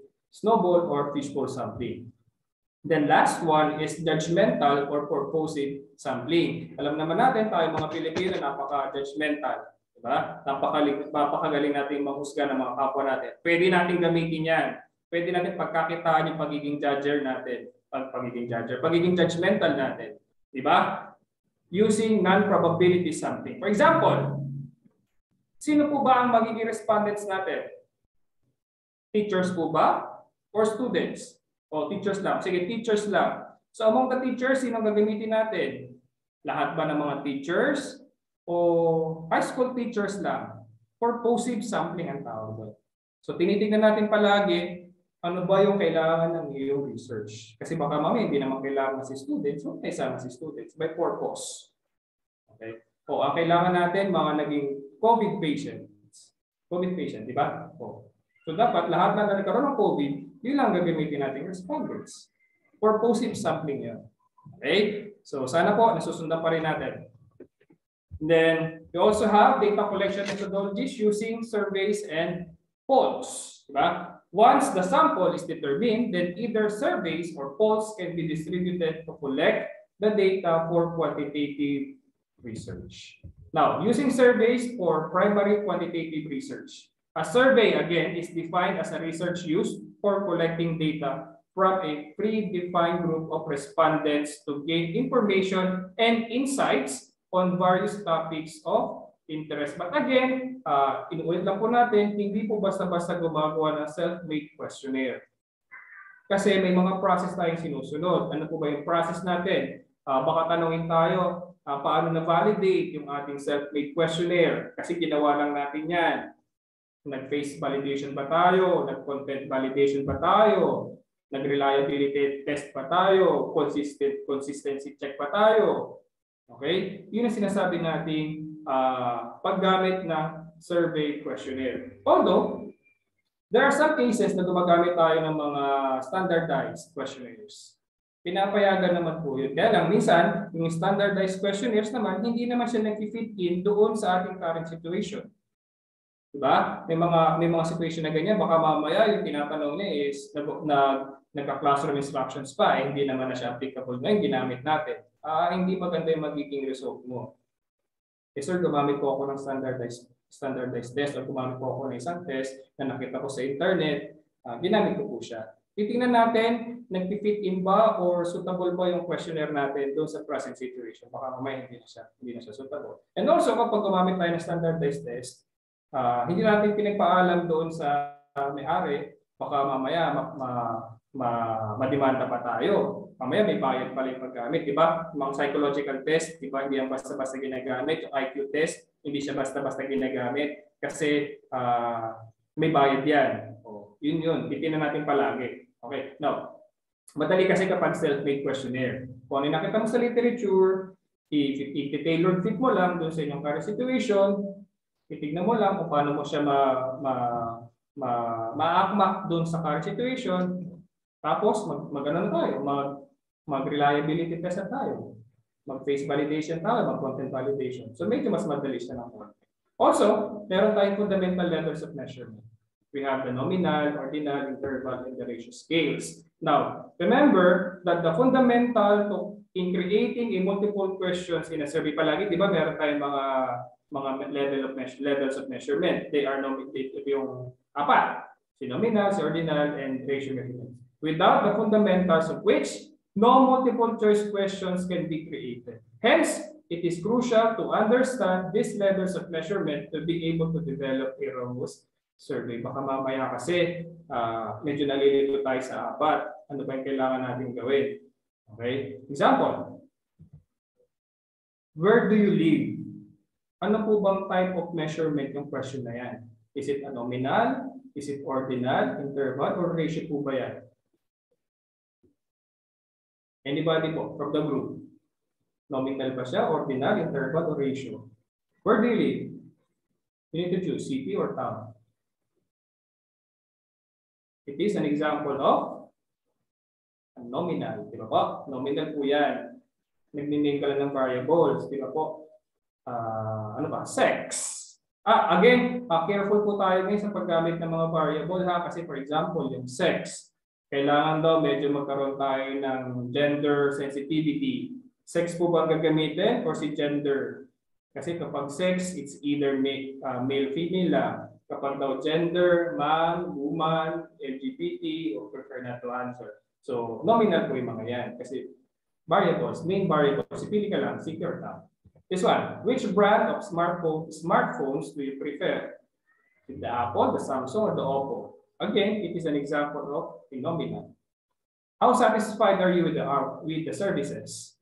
Very satisfied, unsatisfied, neutral, satisfied, okay, very satisfied. It is an example of ordinal by orders. Di ba po?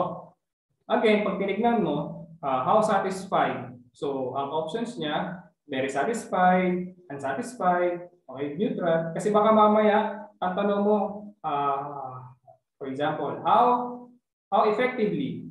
Tapos ang option mo, strongly agree, agree. So, hindi siya nagmamatch.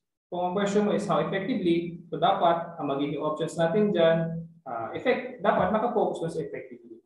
Diba? Huwag ka maglalagay ng strongly agree, kasi hindi niya nasasagot yung tanong. And then, what is your weight in kilograms? Less than 50 kilograms? Ano po ba yan? Siyempre, hindi naman siya nominal. Of course, hindi rin naman siya ordinal. Ratio po ba siya o interval? Okay? Pag ganyan tanong, of course, that is an example of a ratio. What is your family income? What's the temperature in your city? That is an example of interval po. So, dapat alam natin kung ano yung mga gagamitin nating levels of measurement. Kasi baka may magkaroon tayo ng confusion, magkaroon tayo ng misunderstanding. Nako, how much more yung ating mga respondents. Of course, we need to use different question types. Okay? What type of credit cards do you have? Select o apply. Pwede ka naman mamimili. So, Visa ba yan? MasterCard? Or pwede mong piliin lahat. Okay? Close-ended dyan. So, meaning to say, pipili lang siya. Survey distribution and survey data collection. Ngayon kasi hindi na ganoon kahirap mag-distribute ng survey questionnaire kasi nga gumagamit na tayo ng online platform, 'di ba? Unlike before, kapag ikaw ay nagdo-doctorate, 'di ba? Sabi nila dapat daw national daw ang level, kapag ikaw ay nagma-masters at least regional, at dapat daw kapag ikaw ay undergrad dapat at least district-wide. So medyo mahirap kasi kung regional, kung nasa Bataan ka, pupunta ka sa buong Region 3, hanapin mo lahat ng institutions. Medyo mahirap. Kung national ka, kung nagdo-doctorate, magna-national ka, naku po, pupunta ka pa ng Mindanao. Gano'n siya kahirap before. But now, of course, with the advent of different online platforms, pwede ka na magpa-survey questionnaire. Mag-distribute na survey questionnaire rather. Diba? Gagamit ka lang ng Google Form. Ibibigay mo lang yung link. Pag binigay mo si link, ayan, nasagutan na nila. And minsan, ang ginagawa, matapay sa telephone, di ba? Pwede po ba explain mo muna yung sarili mo, and then ilang minutes ang gagamitin, sino ka, anong purpose, and then pwede po ba pasagutan namin ganang survey, di ba? Pag tumawag ka sa Smart, di ba? Pag tumawag ka sa mga ganyan, sa mga telecommunications company, pag pumunta ka sa kanilang store, may tatawag sa'yo, o verify, survey po ang tawag. Telephonic surveys po ang tawag. At the same time, yung survey data collection natin medyo mas madali na ng konti. Kasi kapag gumamit ka ng Google Form, mag-generate na kaagad doon yung kanyang Excel. Unlike before, magta-tabulate ka pa. Pag pinabulate mo, isa-isa ka pa yan. Ngayon, madali na. Kasi pag dinownload mo sa Excel, wala. Andun na siya lahat. Madali na siyang tignan. Also, pwede ka rin mag-send sa email. Di ba? Walang kahirap-hirap. Mag-email ka lang. Pwede ka rin by respondents. Pag sinabi mo by respondents, di ba makikita nyo sa Facebook ngayon, chances of winning if you answer the survey questionnaire or the survey questions. O yan, parang binibili mo sila. Sinusuhulan mo sila. Mas madali na yung buhay ngayon. And then, gumagamit na rin tayo ng mga QR code. Pag sinabi QR code, o may scanner ka, scan mo lang yung QR code, lalabas yung survey questionnaire. Napakadali ng buhay. Pa-test. Of course, meron tayong mga SMS survey. Yan sa mga text, diba? Sabi ni Smart, press 1 if you agree, and then press 5, 10 being the highest, if you satisfied with the performance of blah, blah, blah. So, medyo madali na yung survey distribution and data collection. Okay? Now, let's proceed to data analysis techniques. Kasi ito yung medyo madugo sa lahat. The third aspect of primary quantitative research is the data analysis. After the collection of the raw data, there has to be an analysis of this data to derive statistical inferences from this research. It is important to relate that the results to the objective of research and establish statistical relevance of the results. Diba yung sabi natin kanina palagi, paulit-ulit, kailangan kung ano yung statement of the problem, ano specific problem mo, ito dapat ang iyong ina-analyze. Ito dapat yung results. Baka mamaya medyo malayo ng konti, o i-align lang natin. Diba? Mamaya kasi iba yung naiisip natin, iba yung sinusulat natin. Iba yung sinusulat natin, iba naman pala yung gusto nating sabihin. Nagkakaroon ng mismatch between the two. Pag ganun po ang nangyari, magkakaroon tayo ng problema. So we need to check, we need to revisit kung ano po ba yung mga practices natin, baka mamaya, naku, hindi pala naka-align. Kasi especially kapag ikaw ay magpe-present sa mga Pilipino, naku po, napakadaming experts in terms of research. Pag nag-present ka sa isang forum na ang audience mo ay mga Pilipino, naku po, dapat perfect ang iyong research. Kasi para kang nagpa-final defense kapag Pilipino ang iyong mga kaharap. Unlike kapag ikaw ay nag-present sa abroad, okay, nag-present ka sa isang international forum, na dumayo ka sa ibang bansa, papalakpakan ka nila. Kasi na-impress sila doon sa ating presentation on how we present our data, on how are we presenting our research. Unlike kapag sa Pilipinas ka nag-present at Pilipino ang iyong audience, para ka nagpa-final defense. Napakadaming experts, napakagagaling ng mga Pilipino. So dapat, alam natin palagi, sasabihin sa inyo, hindi naman naka-align yung conclusion mo doon sa ano eh.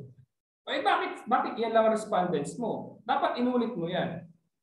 Ganyan. So dapat nasusundan natin yung mga ganyan. And then also, we have the secondary quantitative research methods. Pag sinabi natin secondary research or the desk research is a research method that involves using already existing data or the secondary data. Ito na yung mga ginagamit natin mga secondary data. Okay? Ano ba yung mga secondary data na sinasabi natin? Meron tayong 5 popular secondary quantitative research method. The first one is the data available on the internet. Yan, example natin. Sino daw yung anong country daw ang pinakamadalas manood ng porn sa website? Ang lumabas ay Philippines. Among the Filipinos, sino daw? Pinay. Yan, mga Pinay daw ang pinakamahilig manood ng porn sa website. Yan ay available sa internet. Okay? Also, doon sa isa naman natin yung significant events snapshots. But again, kapag kumukuha po tayo ng data available sa internet, make sure na ito ay reliable. Kasi hindi naman po lahat na nasa internet ay reliable. So titingnan natin saan ba galing. Sino ba itong nag-present nito? Baka mamaya anong tawag natin dito? Mga bogus. O yan, mahihirapan tayo mag-present yan. Baka mahirapan. Baka mamaya meron tayong isang audience na well-versed pagdating sa mga ganyan. Naku po, baka mag-question yung credibility natin. So dapat tinitingnan natin ano ba yung mga available data sa internet. Also, pwede natin gamitin yung government and non-government sources. Diba? Usually ang ginagamit natin galing sa PSA. Kasi nandyan lahat ng data na kailangan natin. Kung kailangan mo ng mga migrant workers, punta ka sa DOLE. Diba? Kung kailangan mo naman about the environment, punta ka sa DNR. Kung kailangan mo ng mga teachers, statistics about teachers, ilan ba ang teachers natin na age na ganito, punta ka kay CHED o punta kay TEPE. Government and non-government sources po ang sinasabi ko. Also, pwede natin gamitin si public libraries and educational institutions. Kasi yung mga libro, secondary sources na po yan. Pwede tayong kumuha dyan. And then also, pwede natin gamitin yung academic performance ng mga bata. For example, nagre-reklamo sila na nahihirapan sila sa online class. Diba? Puro sila complain about the online class. Pero pag tinignan mo yung kanilang academic performance, halos flat 1 lahat, 98 to 100 na kanilang grade. So meaning nagkakaroon ng mismatch. Yung sinasabi nila, hindi nagre-reflect doon sa kanilang academic performance. Ano kaya ang dahilan? So yan, yun na-explain natin doon sa ating study. Pwede natin gamitin secondary source yung kanilang academic performance. Kasi tinatriangulate natin minsan yung sagot nila o yung perception nila sa kanilang profile at the same time sa kanilang academic performance. Sino ba ang mas mareklamo? Babae ba o lalaki? Tapos tingnan natin yung kanilang academic performance. Sino ba ang mas mataas na grade? Babae ba o lalaki? Okay? Yan sinasabi nating triangulation. Also, pwede natin gamitin yung mga commercial information sources. Ano ba yung mga yan? Yung mga local newspapers, journals, magazines, radio, and TV stations are a great source to obtain data for secondary quantitative research. But again, make sure yung gagamitin natin mga sources, mga secondary sources ay reliable. Palagi. Okay? Kasi baka mamaya mga personal blogs, hindi siya pwedeng gamitin. Dapat tinitignan natin kung ito bang gagamitin natin na ito reliable. Paano malalaman reliable? Of course, if it is a peer reviewed. O kaya naman it is indexed. Okay, pwede yan. Okay, baka naman under sa mga ganitong institution, pwede siyang gamitin. Right? Now again, sinasabi natin, quantitative research methods are one of the best tools to identify a problem or phenomenon. How widespread it is and how it is changing over time. Because there are some situations na sinasabi nila, quantitative research methods, medyo mababaw daw, medyo madali lang. Right? Hindi totoo yan. Kasi nga, ito talaga yung isa sa pinakamagandang paraan to determine the perceptions. Kasi nga sinasabi nila, di ba palagi, quantitative na, binibilang ko lang naman, napakababaw ng research. Okay? So remember again, one of the best tools to identify a problem or phenomenon. Now, for the recap, again, balikan po natin yung ating objectives. First, we were able to identify we were able to define quantitative research, and again, the characteristic, determine the advantages of quantitative research, and then learn the best practices in quantitative research. And we were able to determine the primary and the secondary research methods. So with that, thank you po sa inyong time at thank you po sa pakikinig. Now, if you have any questions po, if you have any, kung gusto nyo ng aking presentations, pwede ko pong ibigay sa inyo, paki-email lang po ako dito sa nakikita niyo po sa screen. Pwede ko pong ibigay sa inyo yung presentation. Thank you!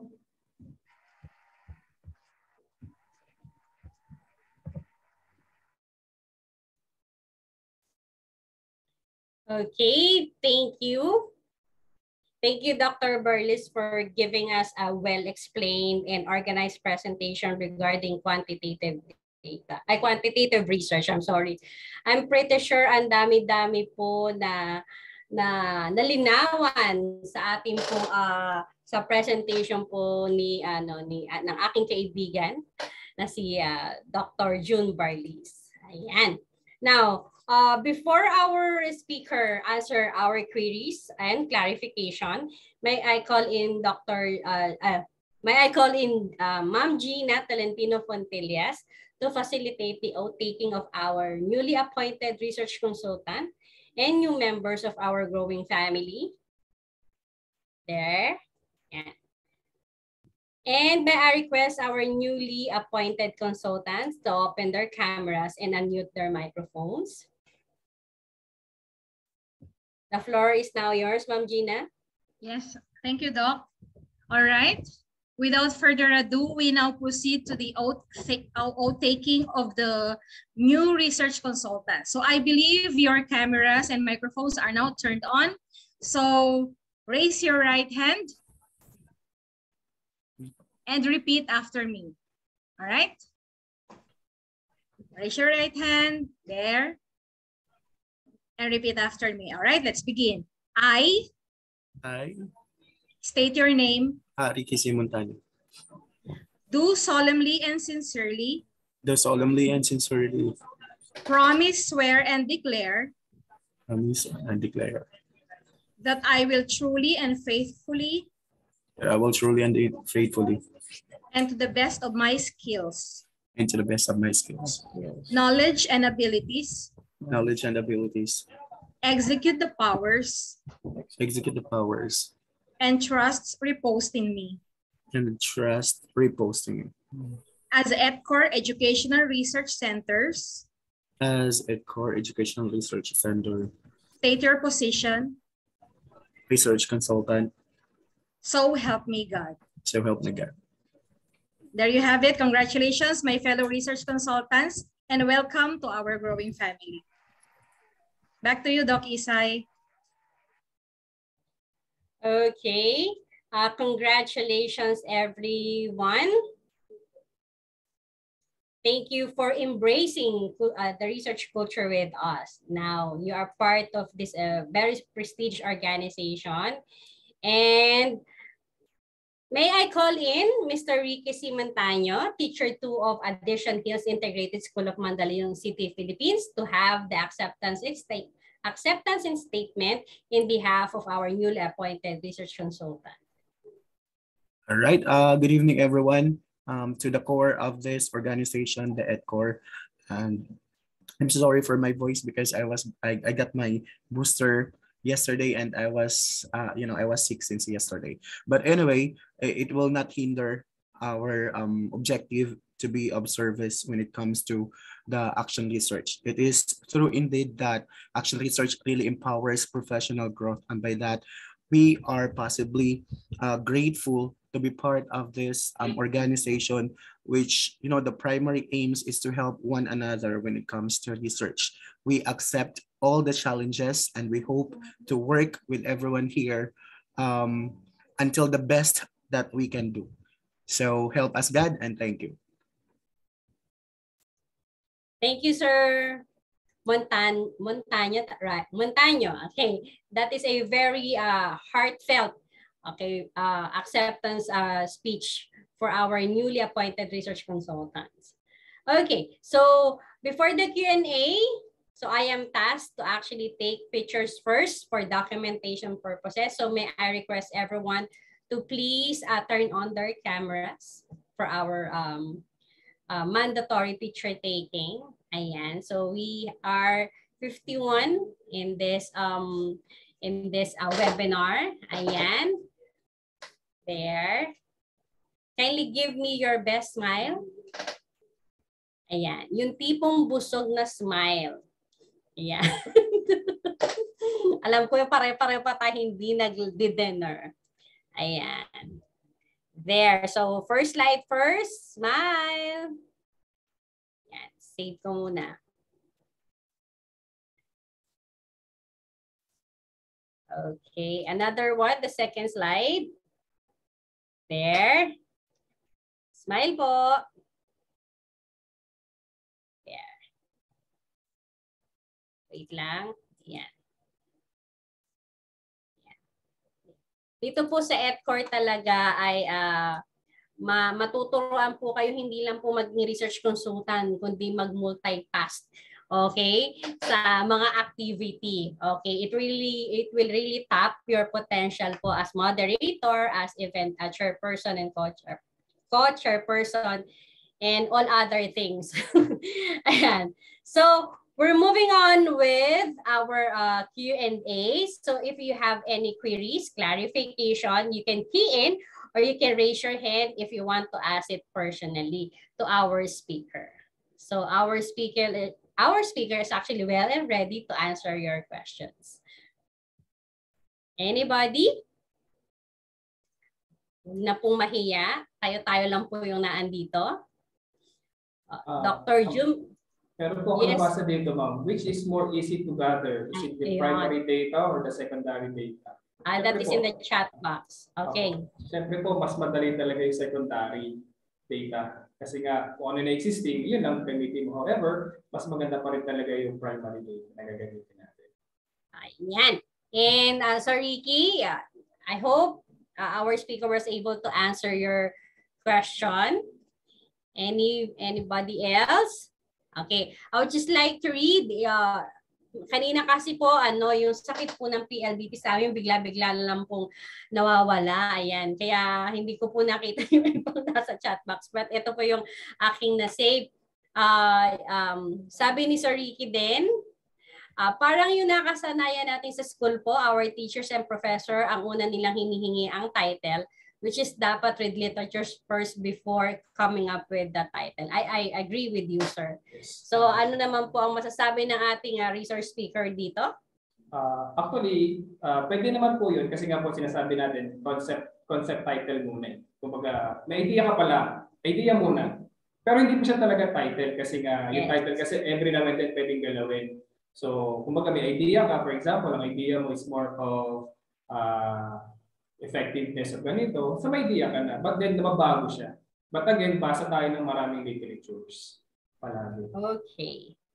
Now, we have another comment from Dad, my dad, Dr. J. Rapsing. So I think he is referring to the systematic presentation of the types of quantitative research, no? Design. So that is dovetailing. Thank you, Dr. Jun, for mentioning this quantitative process. Yeah. Thank you po. And then we have another from Mr. Jopet Pentang. Thank you, Doc, for the idea on longitudinal research. So nalinawan siya sa longitudinal research. And He also answered, probably you're asking a question, Dr. June. He answered nominal data. Yung I think nagtatanong ka regarding if it is nominal, ordinal, and so on. Sorry, hindi ko kasi nakikita. Okay. And then from Dr. Adrian Lawrence, isa sa pinaka masisipag na officials po ng ETCOR. Same observation on presenting in international forum with compatriots, foreigners are actually appreciative. I think you are talking about a comparison on how Filipino audience react to presentation versus our foreign counterparts. Tama po ba, Doc June?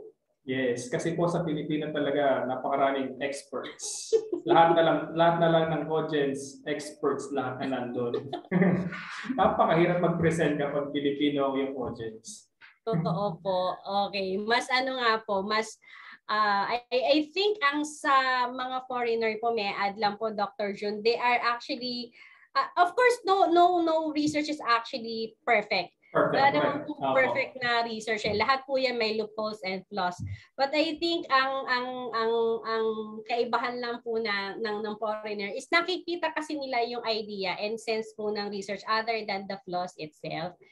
Yung Filipino naman po is baliktad. Pero I am not talking about yung most. Pero yung po yung based on my experience and I think based on Dr. June Barlis experience also, no.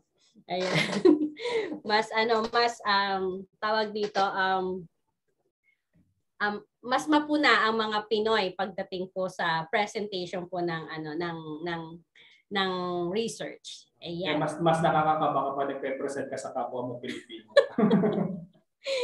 Next, same experience here, Dr. June. Best audiences are foreign researchers. They are very appreciative. Ayan. So I think naranasan din ni Dr. J yung naranasan natin. So thank you, Doc. Salamat sa makabuluhang presentation, Doc June. Thank you so much, Doc, sa napakalinaw na inyong delivery. And baka daw gusto mong magpa-milk tea, Doc June. Wala pala dito. That is from Jocelyn Ramirez and from Madeline Estacio of ULS. Thank you, Doc June, for your clear presentation. And also from Rowena Cabrera, thank you so much. And from Sir Ricky, okay, congratulations, such a well-detailed presentation. I think that is the common denominator of your presentation, Dr. Napaka-systematic and well-detailed.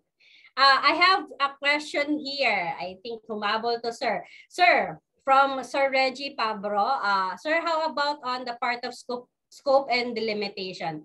Is it delimitation or limitation, sir? We were informed that scope and delimitation are redundant, sir. Thank you for the positive response. Actually, kasi depende yan po yan sa institution.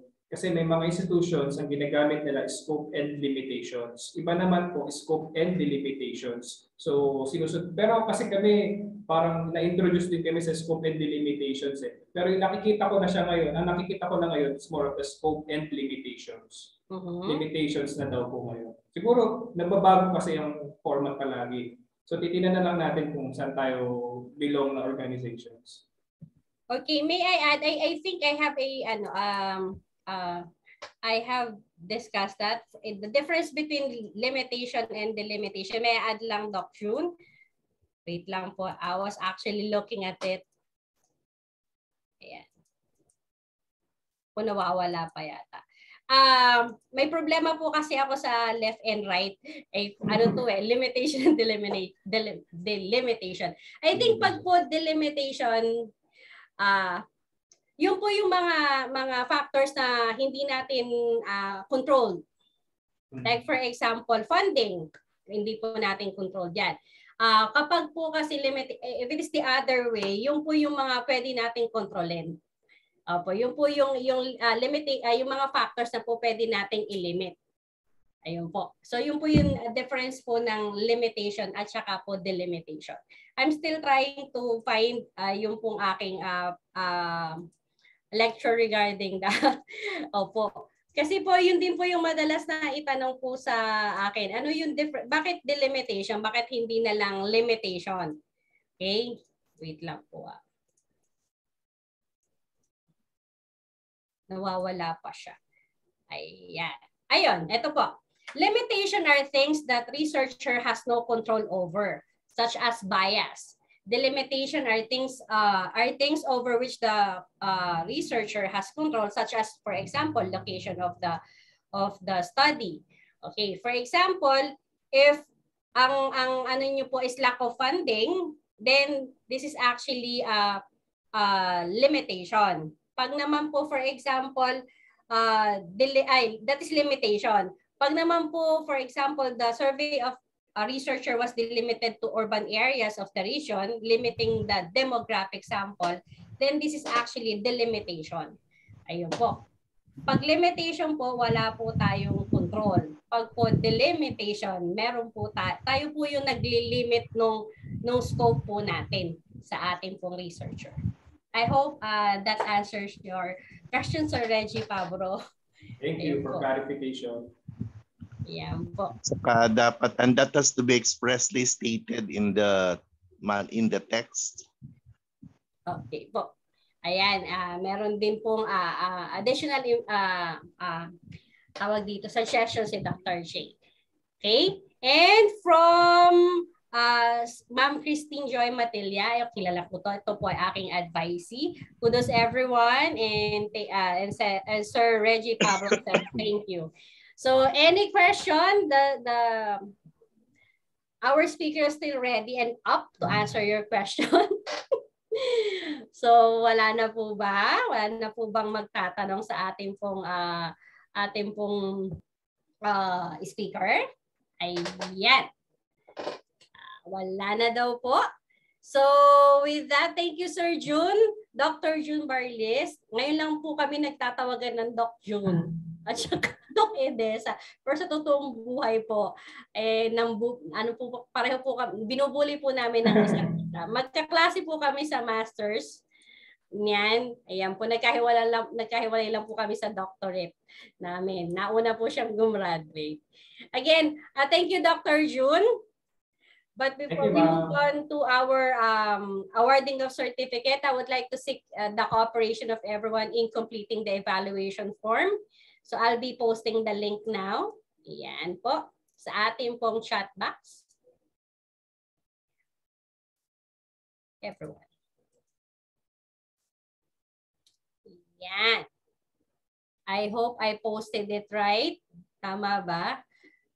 Ayan. Pakitingnan ko nga kung gagana siya.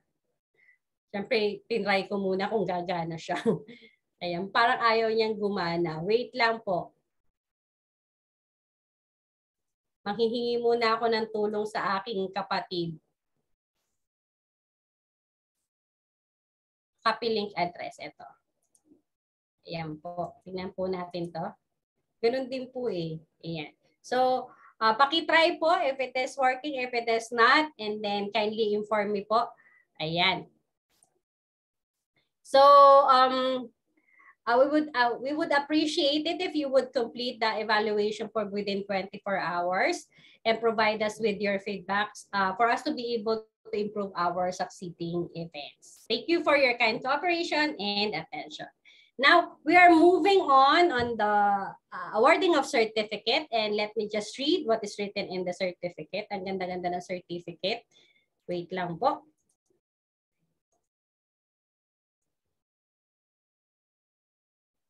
Lang po.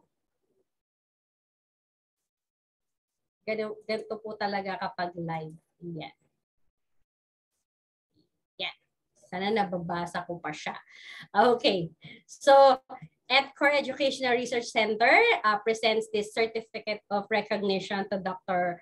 Jose M. Barlis Jr., Research Consultant of ETCOR Educational Research Center, for his invaluable time and expertise as a research speaker in the series of national capacity building seminars on research writing for research consultant of ETCOR Educational Research Center, held from October 2021 until March 2022. So this is only one of the series that we have for this period.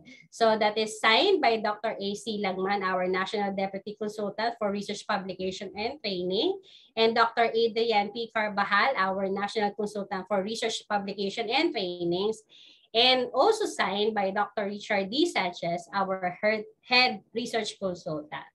Congratulations, Dr. June Barlis. Thank you, classmate. Thank you, Sir Lagman, Sir Carbajal, and Sir Sanchez for this opportunity. Ayan po. Thank you po. Yung aking sound effects, ayan. Gusto ko yung sound. Okay. So with that, yan po, wait lang po. Susunod natin. So,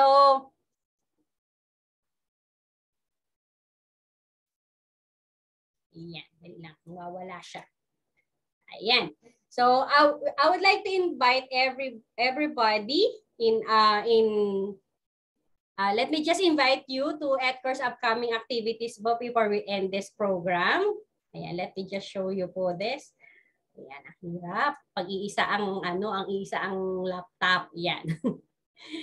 Ayan. So, I would like to invite everybody to ETCOR's first international conference, ETCOR's Educational Research Center Philippines, in collaboration with Philippine Nurses Association, Hale Region Chapter in Kingdom of Saudi Arabia, the Milwais and NECA Institute of Higher Education, Afghanistan, and the Mabalacat City College, Pampanga, Philippines, will have its first international multidisciplinary research conference on June 24 to 26, 2022.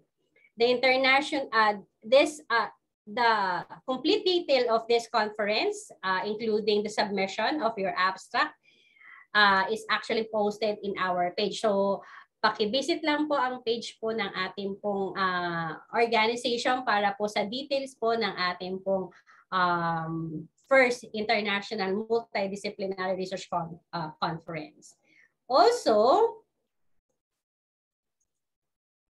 ETCOR have the International Journal of Open Access Interdisciplinary and New Educational Discoveries of ETCOR Educational Research Center, or the iJoin ETCOR.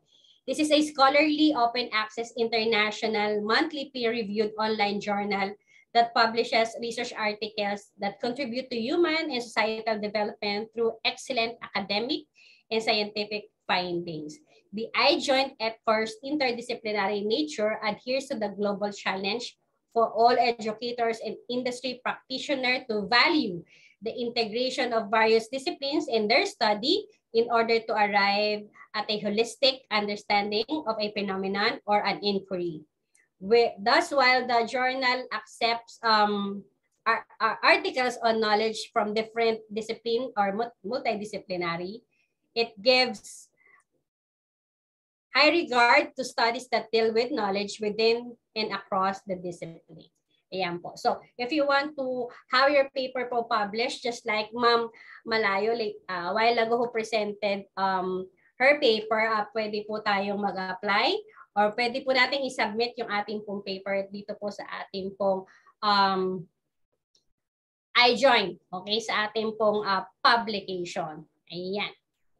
Of course, you will be closely assisted by our officers and officials po sa ating pong pagpapublish ng ating paper dito po sa iJoin. Okay.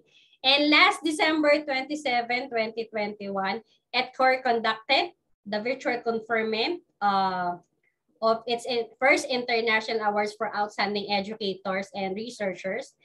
And the face-to-face awarding ceremony is currently in the pipeline. So let us wait for the details to be posted in our page. So before I call on the persons going to formally close our activity tonight, may Dr. Richard, do you have any further announcement po?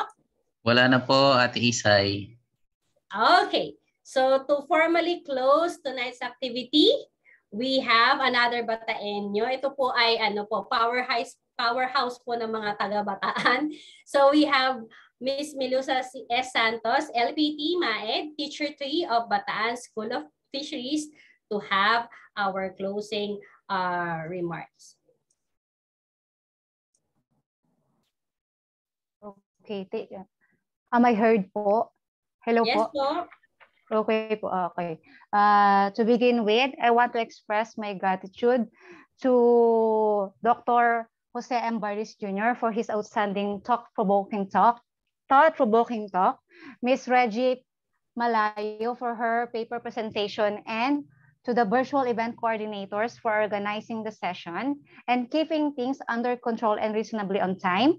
Most importantly, I'd like to express my gratitude to all the research consultants who participated tonight. This virtual event would not have been a success without your participation. Finally, my heartfelt appreciation is of course reserved to the ETCOR Educational Research Center and its key officials, Dr. Richard Sanchez, Dr. Ace Silagman, and Dr. Adrian Lawrence Carvajal for their invaluable contributions and for organizing a smooth and meaningful event. To close, let us always remember that research is what pulls humanity ahead. It is powered by curiosity. We get inquisitive, ask questions, and immerse ourselves in discovering everything there is to know. Without curiosity and investigation, progress would slow to a halt, and our lives, as we know them, would be entirely different. Thank you, everyone, for joining us tonight. See you again in the next webinar to come. Good evening. Back to you, Doc. Thank you, Ma'am Santos. Okay, so let us continue to be agents of research, learning, and be of service to our community. I am Edessa G. Flordeliz, your moderator for tonight, officially signing off. Stay safe, everyone, and God bless.